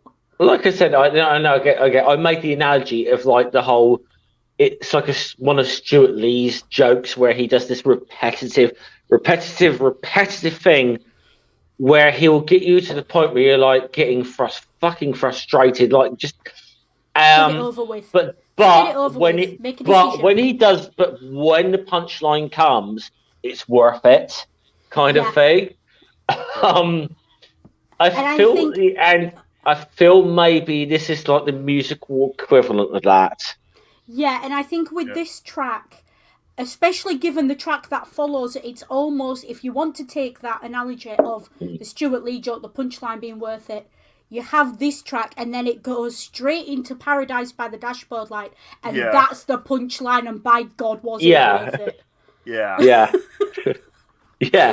That's probably that's the God, I never thought we could make I never thought I'd be making an analogy between Stuart Lee and Meatloaf. And then, okay, so now we've done that one. We've got Paradise by the Dashboard Light. Yeah. Which is not... Paradise by the Dashboard Light is not a song. It's an epic. This is like... This is the kind of thing... you know, in ancient times, they used to memorize the Iliad and the Odyssey. Yeah. This is up, you know, it's an epic. It goes on for so long. It's like a 9-minute track. At one point, they got angry with Jim Steinman and told him to stop writing because at one point the song was 12 minutes long, and there's rumours that actually he wrote so much for it. At one point, the song would have been 27 minutes long if they'd have recorded it all. This reminds me of totally unrelated to the topic, actually, but I just had a little bit of a giggle at something. There was a video I watched a few months ago, and it was talking about some cartoon in the 80s that was loosely based on the Iliad and the Odyssey, and the guy sort of said at the end, says, "You really owe it to yourself to read the Iliad and the Odyssey." And then someone says, "I'm not reading that." It says, "Dude, it's a poem. How fucking long could it be?" Very is the answer to that. Really, yeah, it's about 80. I did the full audio book version. Is got like 25 hours long or whatever. Yeah, no, it's 21 and a half hours. No, that's the Aeneid's 21 and a half hours. I think the Iliad's something like 23 hours on audiobook. Yeah, exactly. But the thing is, the Iliad, if you ever want to read it, read an abridged version, because like 40% of the Iliad is just genealogies and names that you don't need to know, and they're just there because there's historical reasons for it, but that's what it is. So if you just want the plot, just read an abridged version. Yeah. Well, the one thing you shouldn't do, though, and I maintain, you shouldn't ever watch Troy. Use the single edit, the 5.5 minute single edit of Paradise by the Dashboard Light. You should always listen to the full song. Yeah. So I do love as well, they named the B-side of the album for this, because this was the original B-side for the original Bat Out of Hell album LP. Yeah. They named it the Bat Overture, which I think says it all about this track. Yeah. This one came from the Peter Pan as well. Let's have a look. So we've got the 3 parts of the song. You've got part 1, then you've got the baseball game, then you've got Praying for the End of Time. Yeah. And this is truly an epic in the tradition of epics, as it tells a full story. This is a ballad. It's not a song. This is a power ballad in the extreme.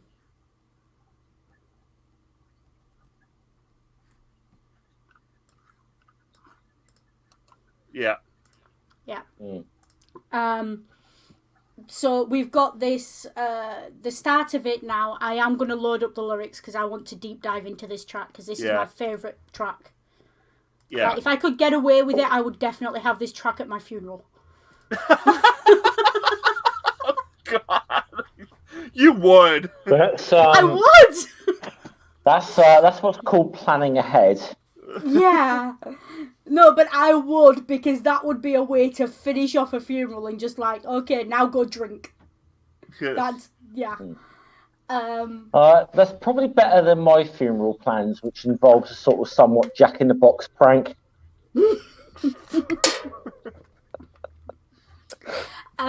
Yeah, I mean, to be fair, I don't think, then again, I don't think Ring's going to make me have a religious funeral. I don't think there's a priest alive who would let me play a Meatloaf song for my funeral. Yeah. So, yeah. But this track, so we start out, where's the lyrics gone? And it does straight away, it sets you in that, and again, it's very similar to Springsteen's Glory Days. You're quite obviously talking about the past in the first verse. Yeah. I remember every little thing as if it happened only yesterday. Or once again, night moves. Yeah. And I will say, this track in the UK, we have a term for when people go to lonely car parks in the middle of nowhere and flash their lights. It's known as dogging.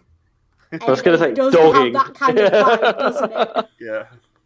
This track definitely had the start of this track definitely has a vibe of they're dogging. Yeah. Or one of them is trying to dog. Yeah, he's trying. And this is never had a girl looking any better than you did, and all the kids at school, they were wishing they were me that night. That is fantastic. Yeah. So he's hit the prom queen or something, and it does have an almost. There's never any mention of a prom or anything, but it does almost feel like after the prom night, doesn't it? Yeah. Yeah, he's taken the prom queen home. That's what's happened there.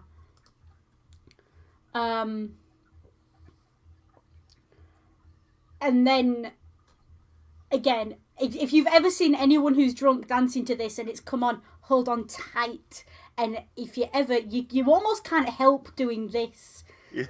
It's revving the engine, proper giving it some. Yeah.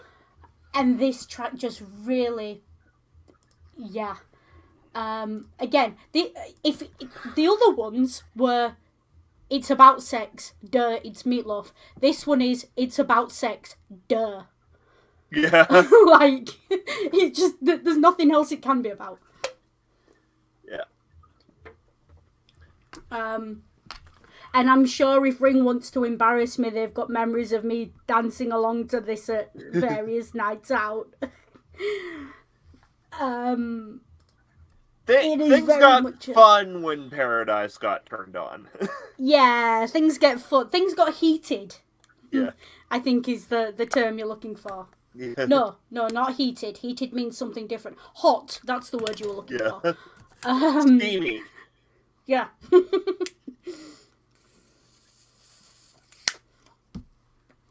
And that's the thing about the track as well. You always need a cigarette at the end of it.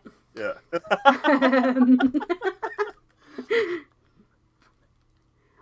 It's not about sex. It is sex. Definitely. And the thing is, this is a hard song to sing. The mark of a good song is if you need a cigarette at the end of it, so... Yeah. Definitely. Yeah. I need a cigarette just talking about it, so there you go. Yeah. Again, you talked in when we were talking about Bat Out of Hell, how Bat Out of Hell takes you up and down. This song does the same. It revs you up really quickly, and then it's though it's cold. Mm-hmm. Then it's though it's cold and lonely in the deep, and it pulls you right back. It gets you wound up, and then it just yanks you back. It does to you what she does to him in the narrative. Yeah, basically. It keeps you edging until stop right now. Yeah, it's edging. Yeah. And it winds you up again, and then you've got you get 3 verses of that where it brings you up, it pulls you back, it brings you up, it pulls you back. Yeah.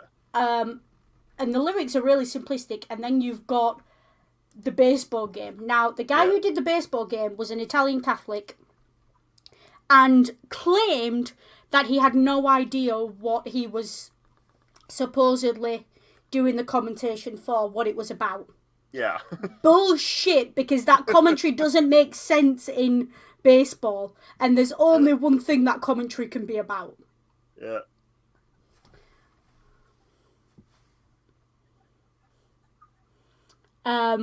Because that commentary doesn't make any sense. It's the suicide squeeze in that situation. So I'm told, I don't know much about baseball, but so I'm told you'd never do it in that situation. As described in the thing, so it's quite obvious what they're singing about. And even Meatloaf kind of maintains that the guy who did it, who was an actual baseball announcer, basically only said he didn't know what it was about to shut people up because they were kicking off. Yeah.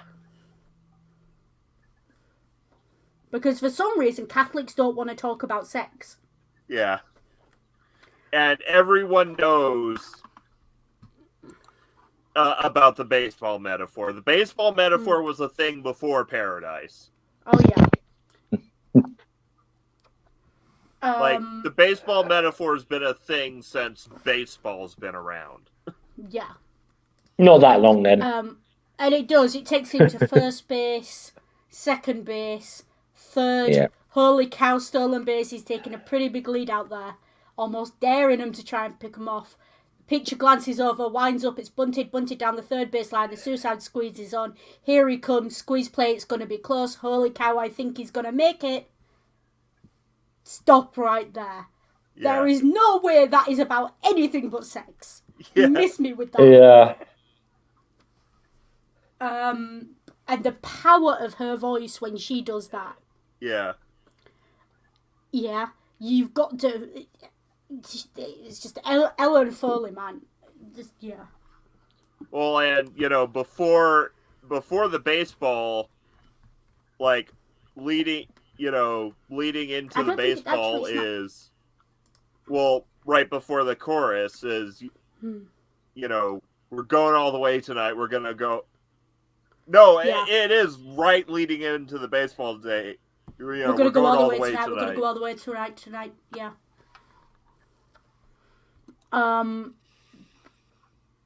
And this is where Meatloaf and Jim Steinman deviate from the classic Grease narrative. Yeah. Grease narrative usually stops there. Stops at the playground or wherever. And it never looks at the consequences of two 17-year-olds who don't know shit about life having to be together. It's the classic narrative is the single to first base. Yeah. And you get this backwards and forwards, and I really think Meatloaf shines in these backward and forward things. He does it in I Would Do Anything for Love. It's there in You Took the Words Right Out of My Mouth. It's here. He shines when he's got someone to bounce off of. Especially live, if you listen to him perform this live. It really shines there.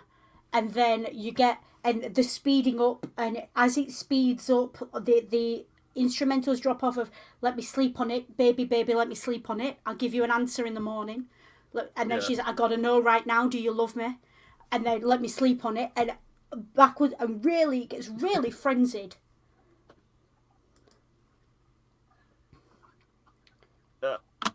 And then you've got... I mean, someone's gotta drink the tea for the Brits. Yeah, I don't drink tea. I drink coffee. I'd normally drink it. I couldn't take it anymore, Lord, I was crazed. When the feeling came upon me like a tidal wave, I started swearing to my God and on my mother's grave that I would love you till the end of time. I swore that I would love you till the end of time. Yeah. And that's... what I love is that comes in the third part rather than in the second.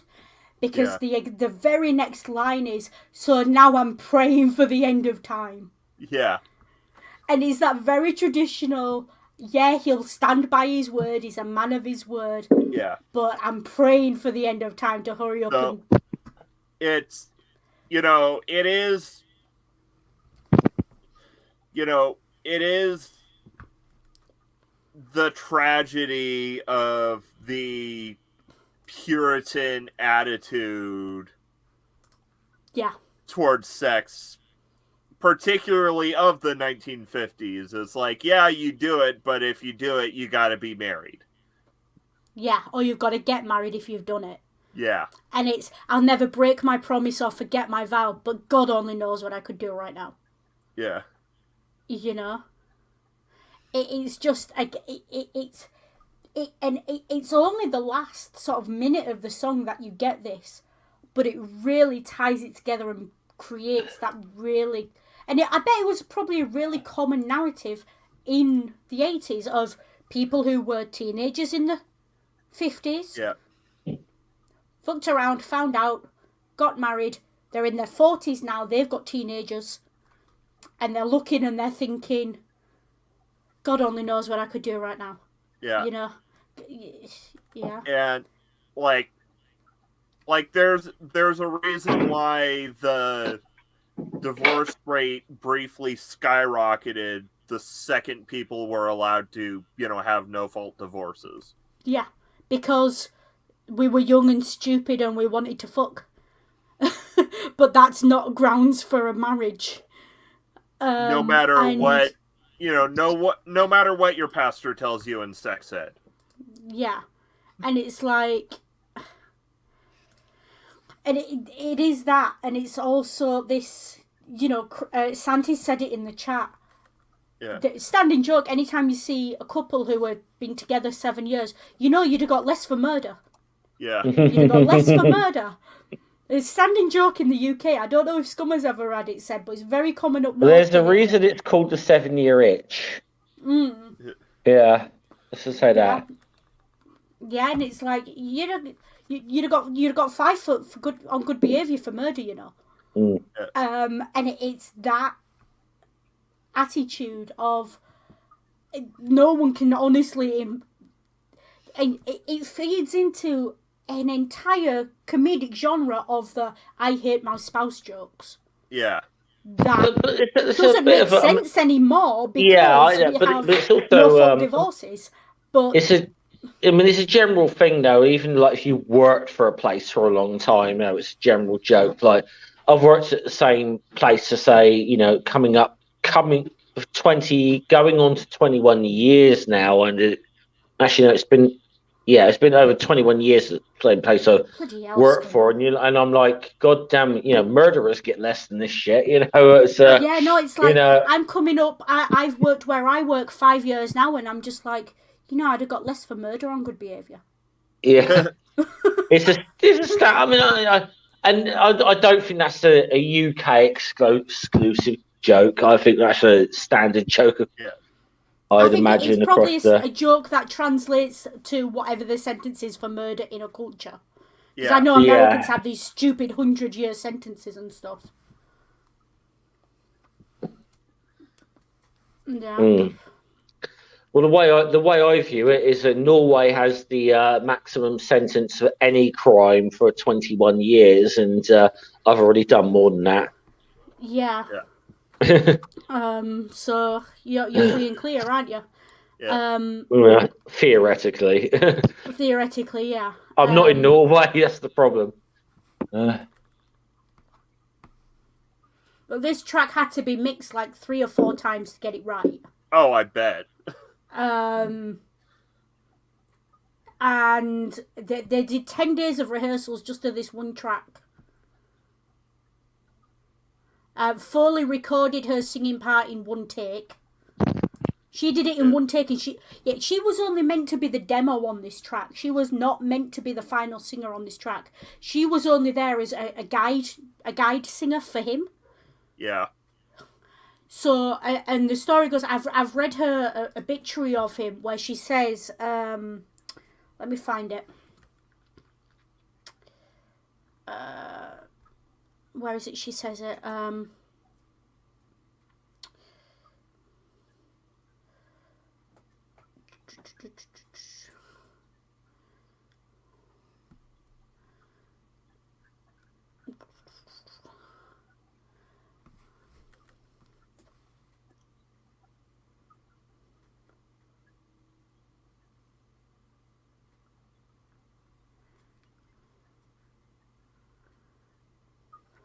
She pulled Meatloaf into the recording studio with her. Even they didn't record the parts together. They recorded them separately.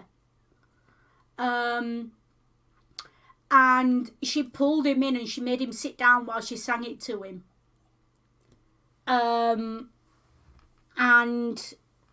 really she went for it, and she did it all in one take. And the same take she did it in is the one you hear on the album. Yeah. And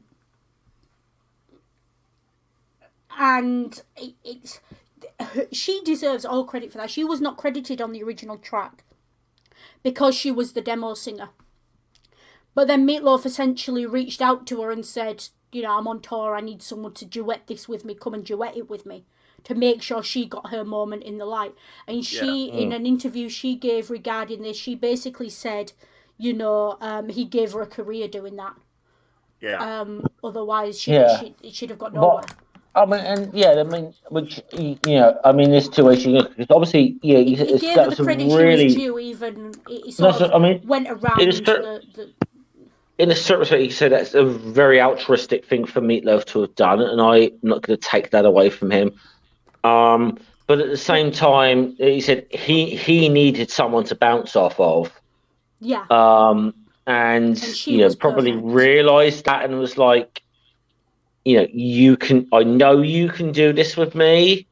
Yeah. So it's a mutually beneficial thing in a sense. Yeah. So the story goes that he went to her and he said, "Listen, a lot of different people, a lot of different singers sang that part as demos to try and get the right sound." And him and Steinman went to her and said, "No, it's got to be you. It's got to be your version." Because you're the only one. The rest of them didn't even come close on a touch to what you. To how you did it. I'll give another example of a song where possibly they've had other women in to sing lyrics to this, and not most of them are not quite captured the original. If any of you know the Mike Oldfield song "Moonlight Shadow," are you familiar? Okay, but the original was because Mike Oldfield's he's an instrumentalist.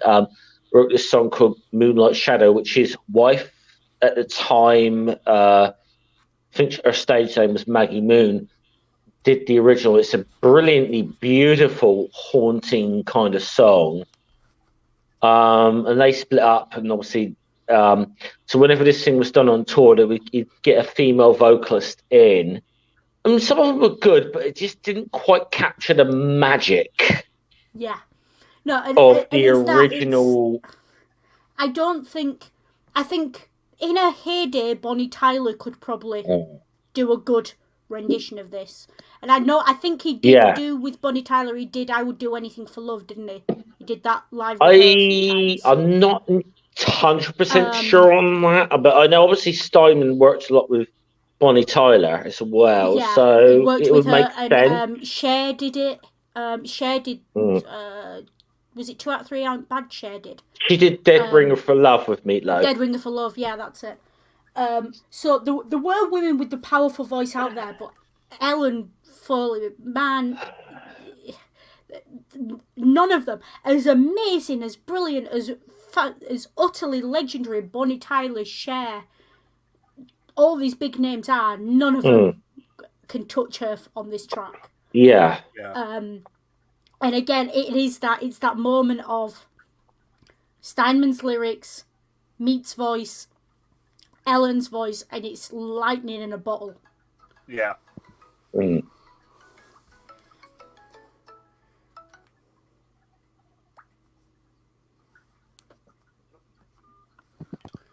Sorry. But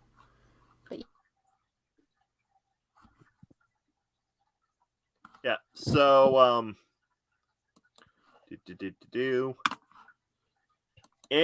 anything else we want to say about Paradise by the Dashboard Light? Because I think we've pretty much covered I it. think I have nothing more to say on it, honestly. I think Noodle's covered it so well. Yeah. Noodle is the big Meatloaf. All the talking on this stream. Yeah. Noodle, you've done the heavy lifting on this stream. Yeah. I feel like myself and Ringer just one thing I do want to talk about, the length of this track and some of the sort of distribution issues. As a single, it was shortened from the 8 minutes 28 to the 7:55. It is one of the longest songs to be released uncut on one side of a 7-inch 45 RPM. Yeah. The only difference between this album version and the full version later released as a single is the single version fades out almost immediately after the final line is sung. And in some countries there's a shorter 5.5 minute version, which removes the baseball game, which is just ridiculous. Meatloaf apparently gave an interview once where he said that the original length of the track was 27 minutes. Okay. That And might be a bit beat too. Jim Yeah. Steinman down with a stick to get it down to 8 minutes, I think. Yeah, that's. I'm gonna say 27 minutes is a bit extreme in any case. So Yeah. while Bat Out of Hell is not a rock opera, Paradise is. Yeah. And by Yeah. Bat Out of Hell, I mean, while Well, the I- album is not a rock opera, Let's be honest. If Jim Steinman has got his way, like the entire rock opera album by Rush that you covered on the channel would have been shorter than this song if Jim Steinman had got his way. Yeah. Like the album would have been 30% longer if he'd have got his way.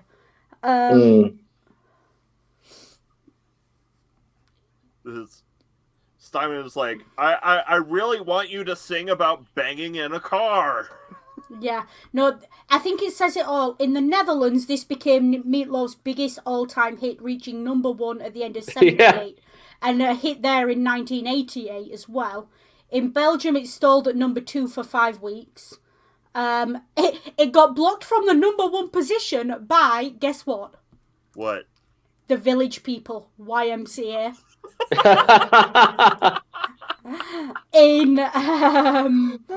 in Belgium, which I think that just says a lot about Belgium. Okay, yeah.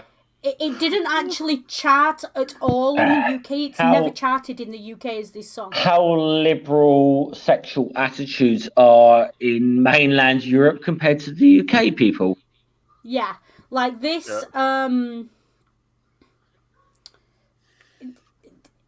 In the UK, it went silver. In the US, it's gone it's platinum. Just this one track is platinum. Yeah. In Canada and Australia, it's platinum as well. And it's this is that classic song, isn't it? This is also the song that Glee ruined. Now, do you want the spotlight? No. But you Hashtag may want to put hashtag hissy fit. Right. Yeah. Look, Glee is all well and good, but the singers on Glee were not great. They were middle of the road at best. And the reason the kids who watched Glee love Glee so much is not because they love the music, is because they associate the nostalgia of the show with the songs. Glee, I think, they needed 4 singers and backing to get this song even anywhere near sounding like Meatloaf. Look, kids, every generation thinks they invented the wheel. But when you're talking about Meatloaf and you're trying to cover Meatloaf, no, you did not do it better. Sit down, shut up, and listen again. Because you're doing it wrong. I'm not much of a music snob. Listen to what you like. I don't care. But don't ever tell me that anyone can do Meatloaf better than Meatloaf, particularly this song. Then we've got an album. Okay. I'll give a translation there for anyone who's not so. That is Noodle's polite way of saying Glee fans eat a dick. Yeah, pretty much. Because I just I've seen cover artists of Meatloaf. I saw a cover artist and he was good. He was very good. Local guy who was touring around here for a while, about 10 years ago. Saw him. Great guy. Great sound. Not Meatloaf. But the difference was with him as a cover artist, he didn't try to be Meatloaf. There are 2 kinds of successful covers. Either you recreate the original so perfectly no one can tell the difference, or you take the song and you make it entirely your own. Yeah. We took the exact same arrangement but gave it to 4 people, and that's not good enough. That is not a successful cover. Don't I think if you're gonna do a cover of Meatloaf, I think you have to do it. Have to put your own arrangement to it. Your own spin on it. Or your own that do it a bit different. No, not necessarily saying that's necessarily going to be good, but it's gonna reflect better on you than trying and failing to recreate. Yeah, also you should probably consider calling yourself Veggie Loaf. Well, yeah, a lot, but a lot of the best covers, a lot of the best cover versions are people not trying to do the original version, but trying to put their own sort of spin on the original. And best example I can think of off the top of my head was the Motown singer Marvin Gaye. Took a Gladys Knight song called "I Heard It Through the Grapevine." Heard it through the grapevine, and yeah. Put totally his own spin on that, and the Gladys Knight song, the Gladys Knight and the Pips version was a semi-hit or whatever. Marvin Gaye put his own spin on that, and actually was way more successful than the original version. Or like, it's like Don McLean doing Hallelujah. No. Or Jimi Hendrix doing All Along the Watchtower. Or even Madonna's version of American Pie. It's not the original. It's not trying to be the original. It's its own thing. And it did well. Joan Jett and the Blackhearts, I Love Rock and Roll. All those, you can. The list is endless. That people who've done their own sort of covers of a Johnny Cash Hurt. Yeah. I always think the best ones are the best ones is when a lot of people think the cover version is the original, like I Heard It for the Grapevine, when it's not. But because it's such a hit, people think, "Oh, this is the original." That's when you know you've got a good. That's when you know you've done a good cover song. Yeah, but yeah, please, just let it. One thing I will say from the bottom of my heart, because I know what's going to happen. The record labels are going to get hold of these tracks now, and there's going to be re-release after re-release because now Meatloaf and Jim Steinman are dead. So we're going to see re-releases. We're going to see extra cuts and live releases. Yeah. We're going to see it all. They're going to milk this cash cow for everything they've got now. Yeah. Because there's no one left to defend the original music. Yeah. I am expecting Bat Out of Hell to be... Yeah, the special edition, in memoriam edition or whatever. I'm expecting it to chart this week, actually. I haven't obviously had a chance to look at the UK top 40, but I am expecting it. If the song Bat Out of Hell is not in the top 10 this week, I'd be very surprised. Yeah, especially now the UK charts do take account of streaming and everything else. I'd be very surprised. Because I know a lot of people I know who I spoke to the other day did exactly the same thing I did when I got the news about Meatloaf. They went straight to Spotify and they turned it up loud and they turned on Bat Overture.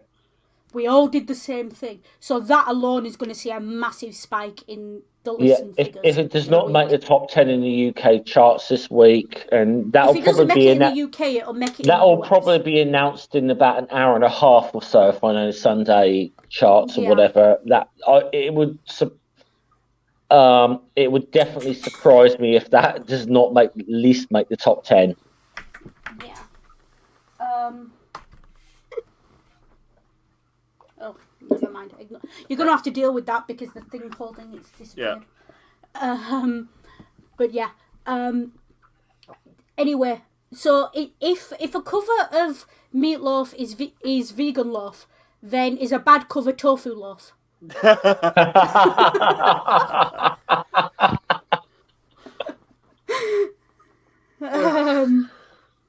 This is my thing. I'm sticking to it. A bad cover is a bad version is meat pie. Yeah. Meat pie, sausage roll. Come on, England, give us a go. So. How can you have any pudding if you don't eat your meat? Yeah, and so, which which brings us to our final song. Yeah. For Crying Out Loud. Yeah. And this one, I always feel like For Crying Out Loud, to me, feels like maybe the other side of the story to 2 out of 3 Ain't Bad. Yeah. Narratively. And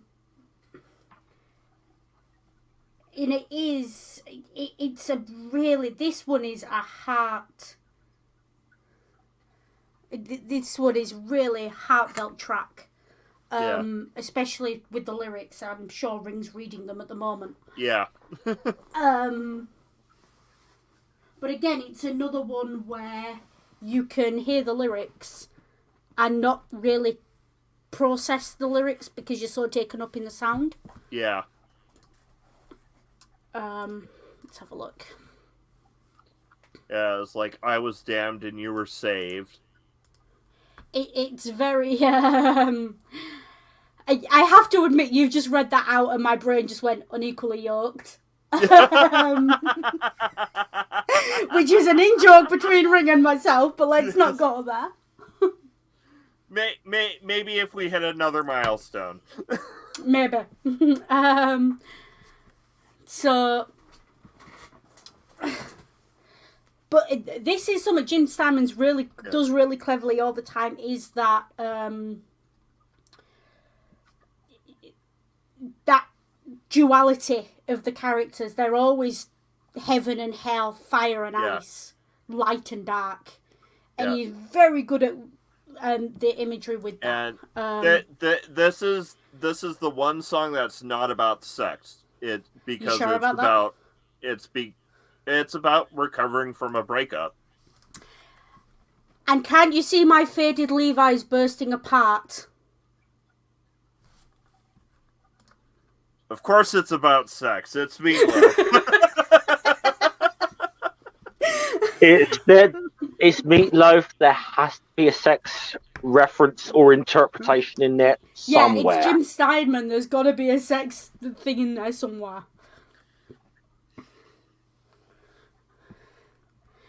This to me reads like it does read almost like the other side of the story to 2 out of 3 Ain't Bad. This is the night that the woman who loved him walked out on him. Yeah. That's how this track reads to me. If you wanted to create a narrative from this album, that would be where I would put this track. Yeah. Also, can I just Ring? Why did you... And now the chilly California wind is blowing down our bodies again.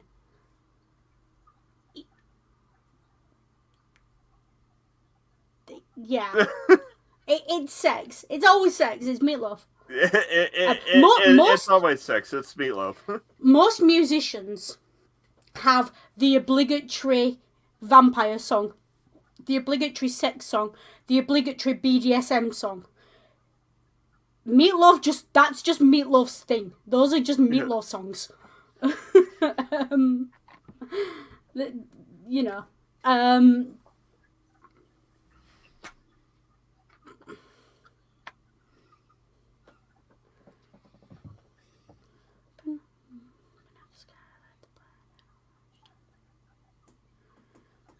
And again, this one has got very, and I said obligatory BDSM song deliberately because this one has got some serious BDSM undertones.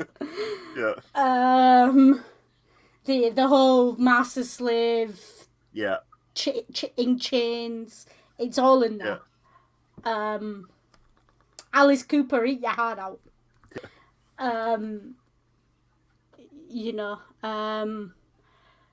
and it is a very...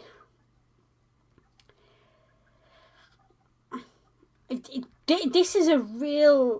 When you actually listen to the words are heartbreaking, but also, I think, again, very, very heartfelt and very... You hear the pain of it, but also, when you listen to the words, the love...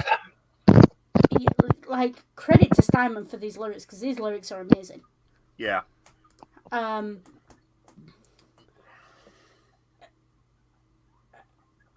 It almost, to me, you can almost read it as different ways. You can read it as she walks out on him. You can also read it as she walks in on him fucking around with someone else. Yeah. You know, how was I to know? Please don't go. You can interpret that in several ways, there's can't so you? many different ways you can interpret it. And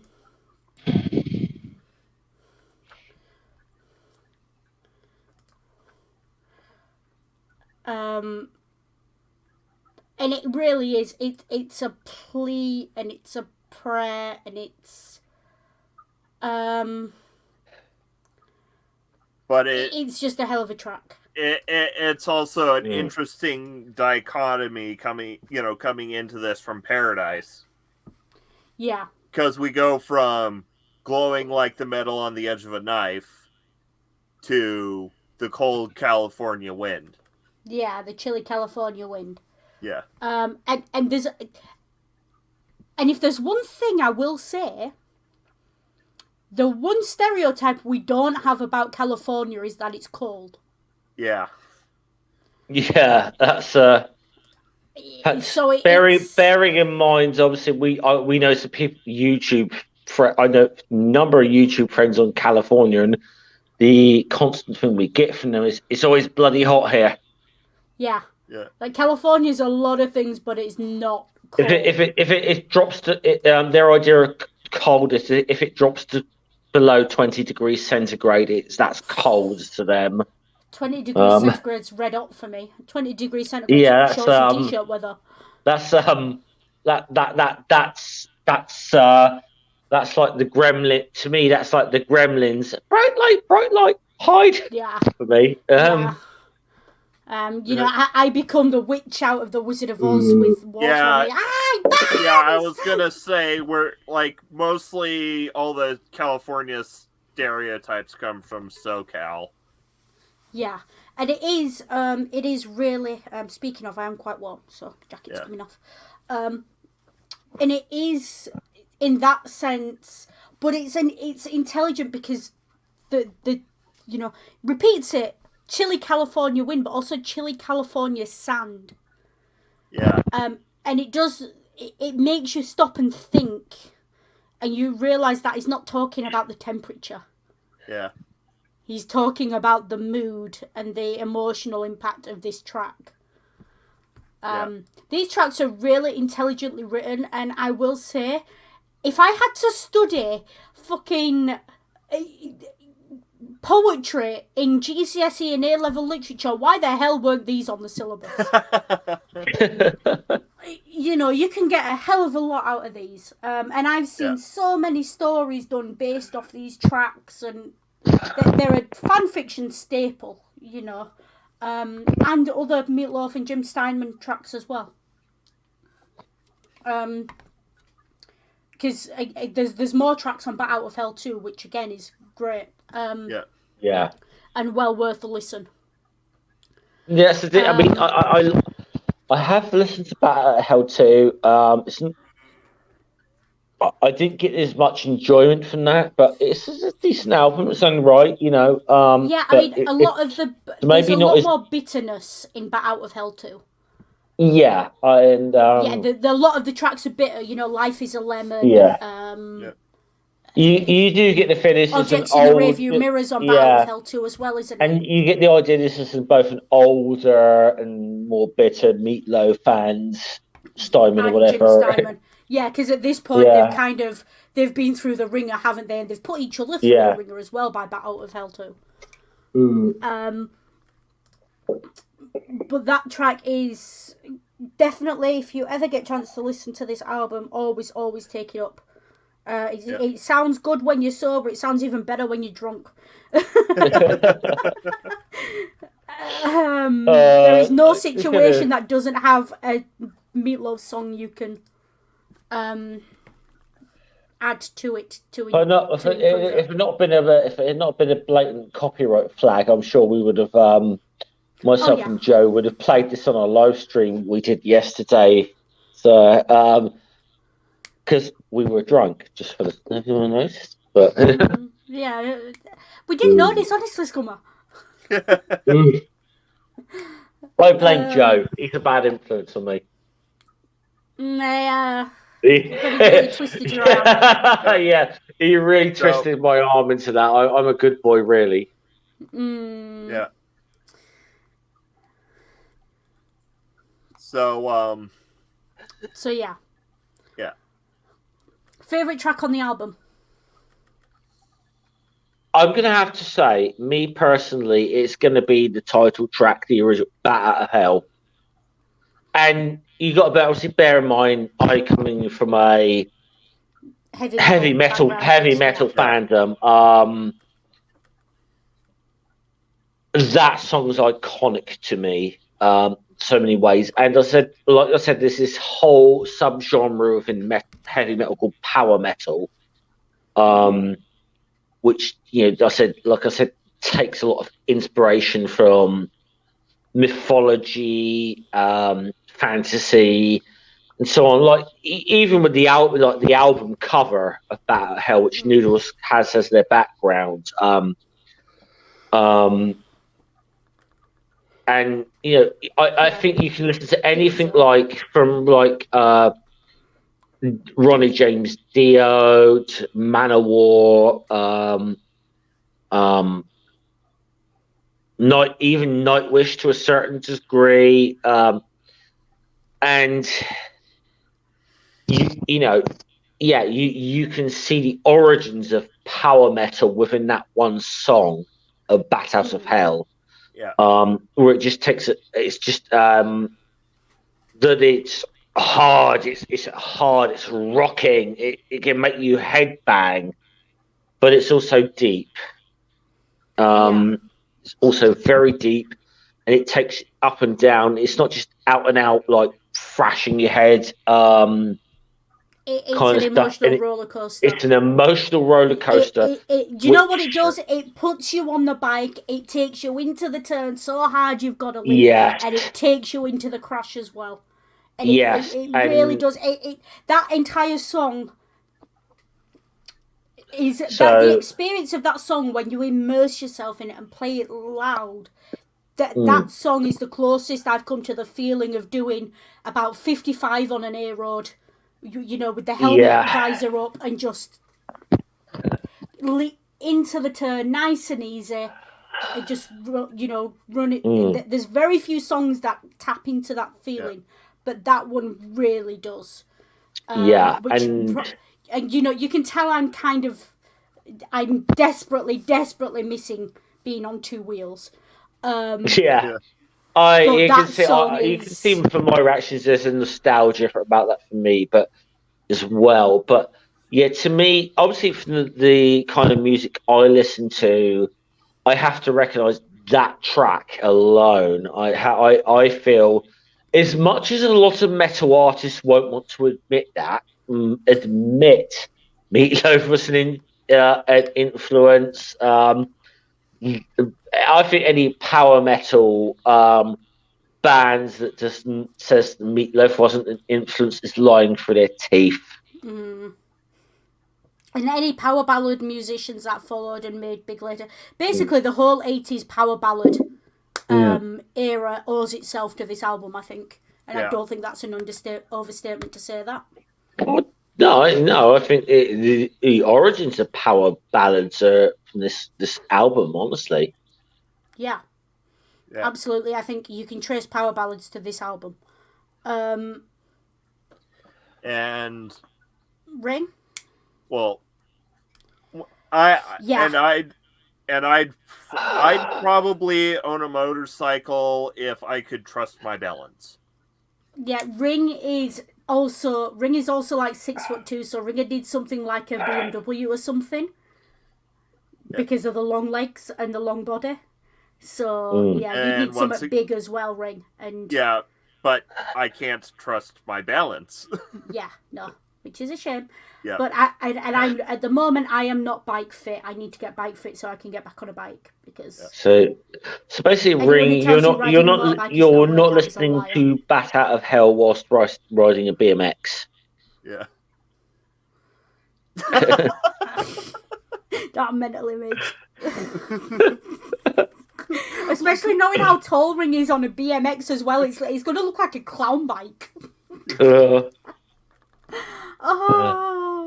Oh dear, yeah.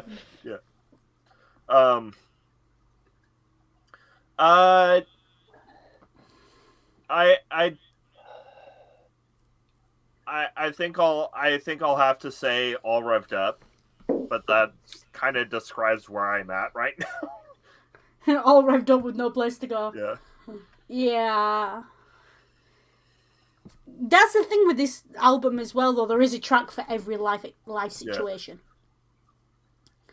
And I mean, I love the whole album, but I will say Paradise by the Dashboard Light for me is just... I think there are very few songs that come near the level of epic of that.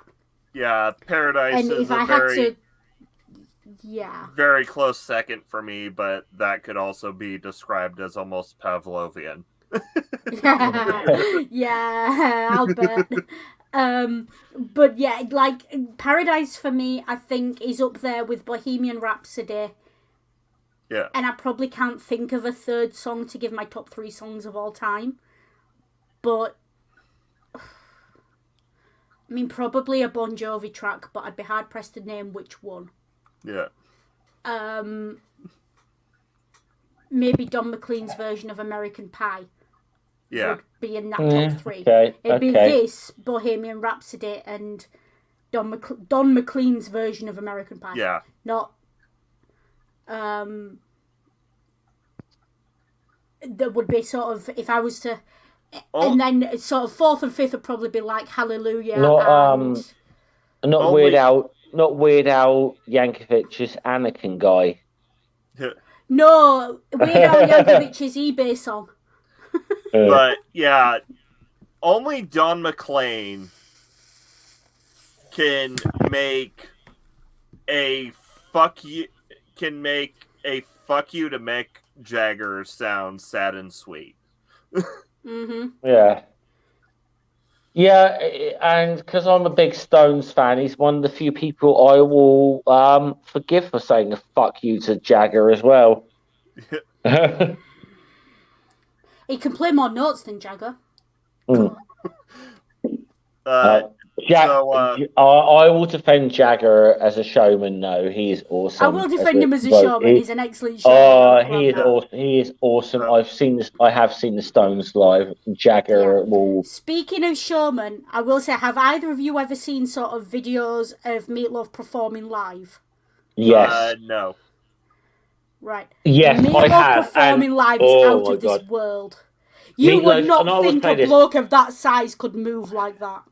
I mean, the fact is that Meatloaf, a lot of the time he's there on the piano, but you see, I mean, the fact that, I'm not going to say, this is something a lot of people were dismissive of Meatloaf for his live performance. They just said, oh, he's this old fat guy that sweats a lot. Look, hold on. You'd sweat a lot if you had to pull off those songs. Sweats a lot because he is giving his fucking all in every performance he gives. Even when he's there on a piano, yes, he might be sweating. Like, listen, I mean, this has been stage lights are hot. Yeah, stage they are lights hot. He's a big bloke. He is, and he giving it his all. Really gives it everything, and he hams it up on stage as well, or he hammed it up on stage. Especially when he was younger, he'd really getting in there and really acting out the parts as he was singing as well. Now, those songs are hard enough to sing when you're stood there doing nothing.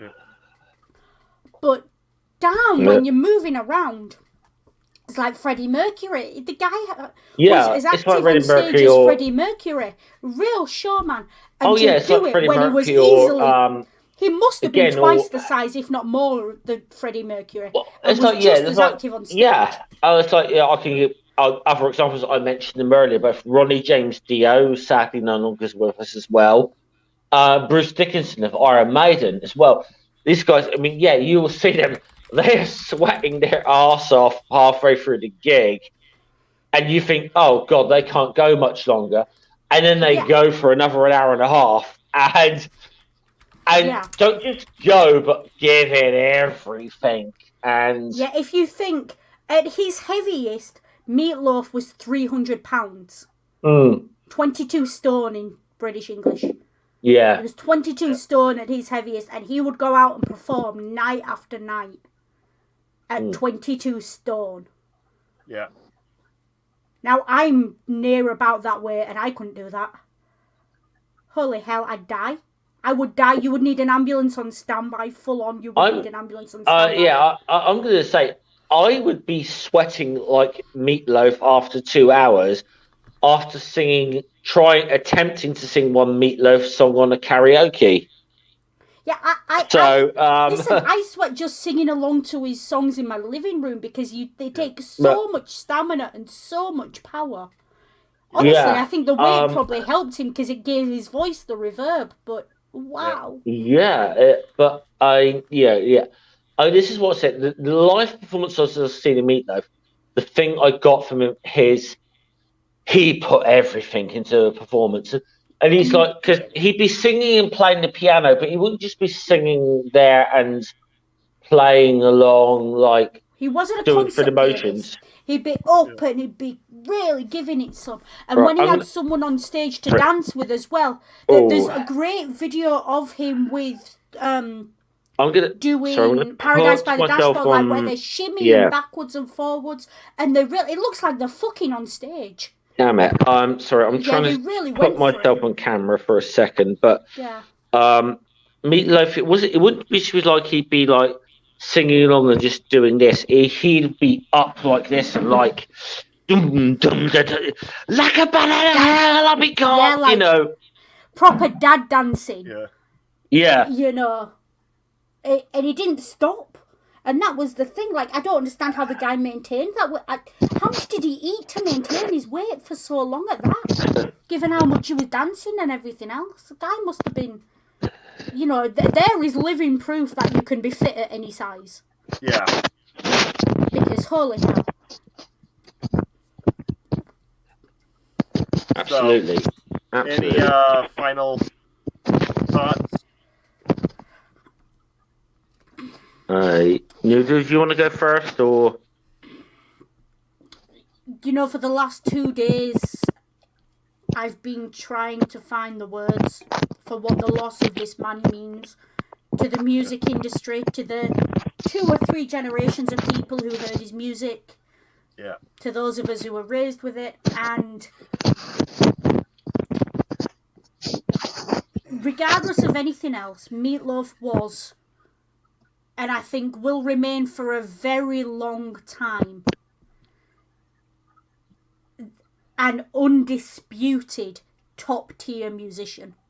Yeah. Undisputed in his power, in his skill, and a very, very capable singer. And just someone who... The beauty of Meatloaf was he knew what he was as well. Some people described him as being a little bit arrogant. When he went on tour, it was the Meat Show. But fucking hell, if anyone deserves to be arrogant, it's that guy. I don't think there is a level of... There's certain people who've earned the right to be a bit fucking cocky, haven't they? And he walked into a room and he owned it. And he owned it right from the start, even before this album. He was capable of just mesmerizing a room. Yeah. And I think him and Jim Steinman together was lightning in a bottle. But Meatloaf's sound, it will be a long time before anyone is truly able to replicate that. It took a good, 25 years or so for them to find someone who could sing relatively well enough to go on tour with Queen after Freddie died. Yeah. I don't know where they're going to find a voice that can match Meatloaf. They'll have to look for opera singers. They'll have to look in real classics. And I said this right at the start, and I say this again. We're talking about a man who could stand on stage with Pavarotti Yeah. And his voice wasn't drowned out, and he didn't Yeah. sound weak. He didn't sound weak compared to Pavarotti.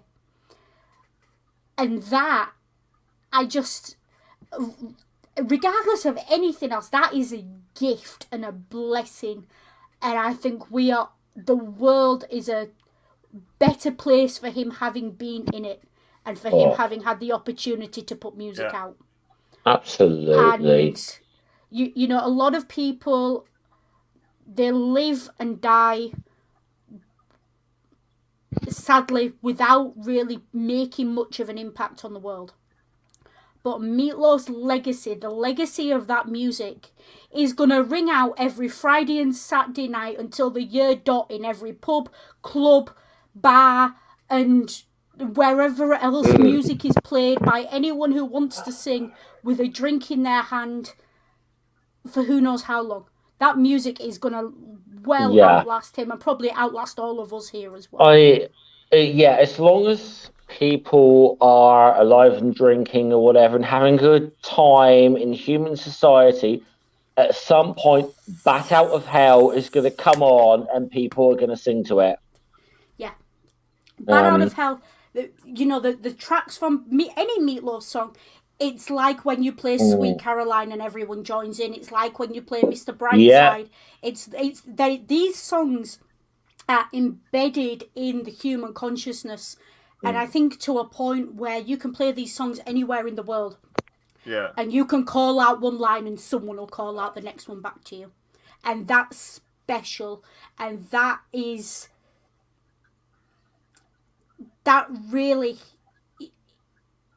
it speaks to, he tapped into that real human connection that music can give a lot of people. Yeah. And there's very few musicians, very few artists who are ever able to do that. But when you put Jim Steinman and Meatloaf together, you know you're in for a good time and a hell of a track. And that will never grow old and that will never die. Damn right. And I think that's a good way to. Yeah, I don't think that's the little bow. Yeah, I don't think I need to add my 2 cents on this, Noodle. I think you did that. I think you summed that up brilliantly. Yeah, just raising a drink to a great musician, wherever he's gone, whatever he believed in. Rest in peace. Rest in peace, Meatloaf. Music alive down here. Yeah.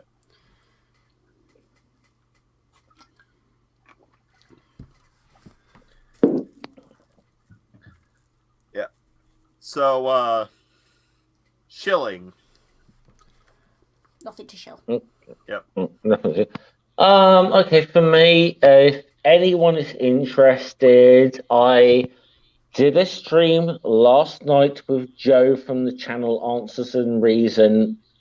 We were on a bit, and it is if you want to basically have a laugh at us, go ahead, because we were in the middle.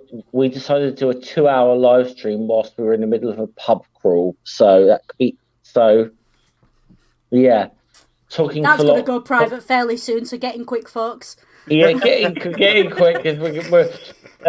Joe hasn't messaged me to say make this shit private yet, but it probably will happen. But yeah, we had a very good evening, and kind of talked for somewhat. I'm going to say somewhat talked philosophy. Whilst drunk out of our fucking brains.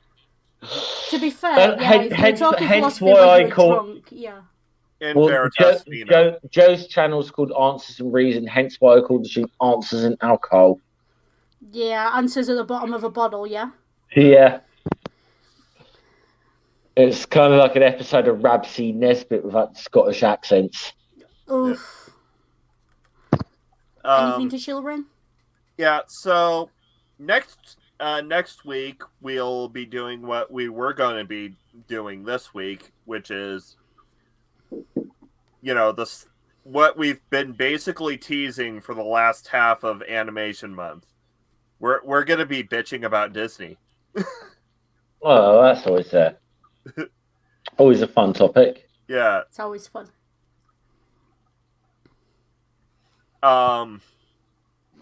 And aside from that, I don't have anything, planned because secular D&D is on hiatus probably until at least June.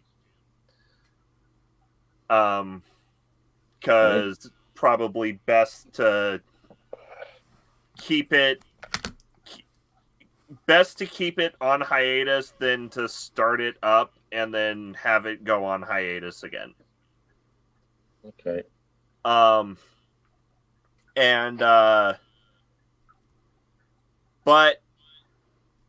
I am in talks with Brainbug about doing like a monthly like bugs in fiction, basically taking their infesting fiction and just kind of expanding on it in a different format. That could be awesome as well, because Bree, she's awesome. Yeah. So as well, any coming up sometime soon. We still haven't decided on a date or a time, but we know we're doing it sometime soon. We will be talking Starship Troopers.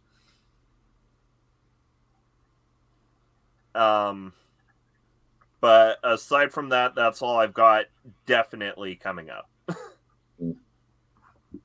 And mobile infantry all the way. Remember, service guarantees citizenship. Exactly. So let's go ahead and move on to taglines. Cool. Take care, be good, and if you can't be good, remember, every Meatloaf song is about sex. And just remember, people, I am Jeff, aka Godless Scammer. I will do anything for love, but I might not necessarily do that.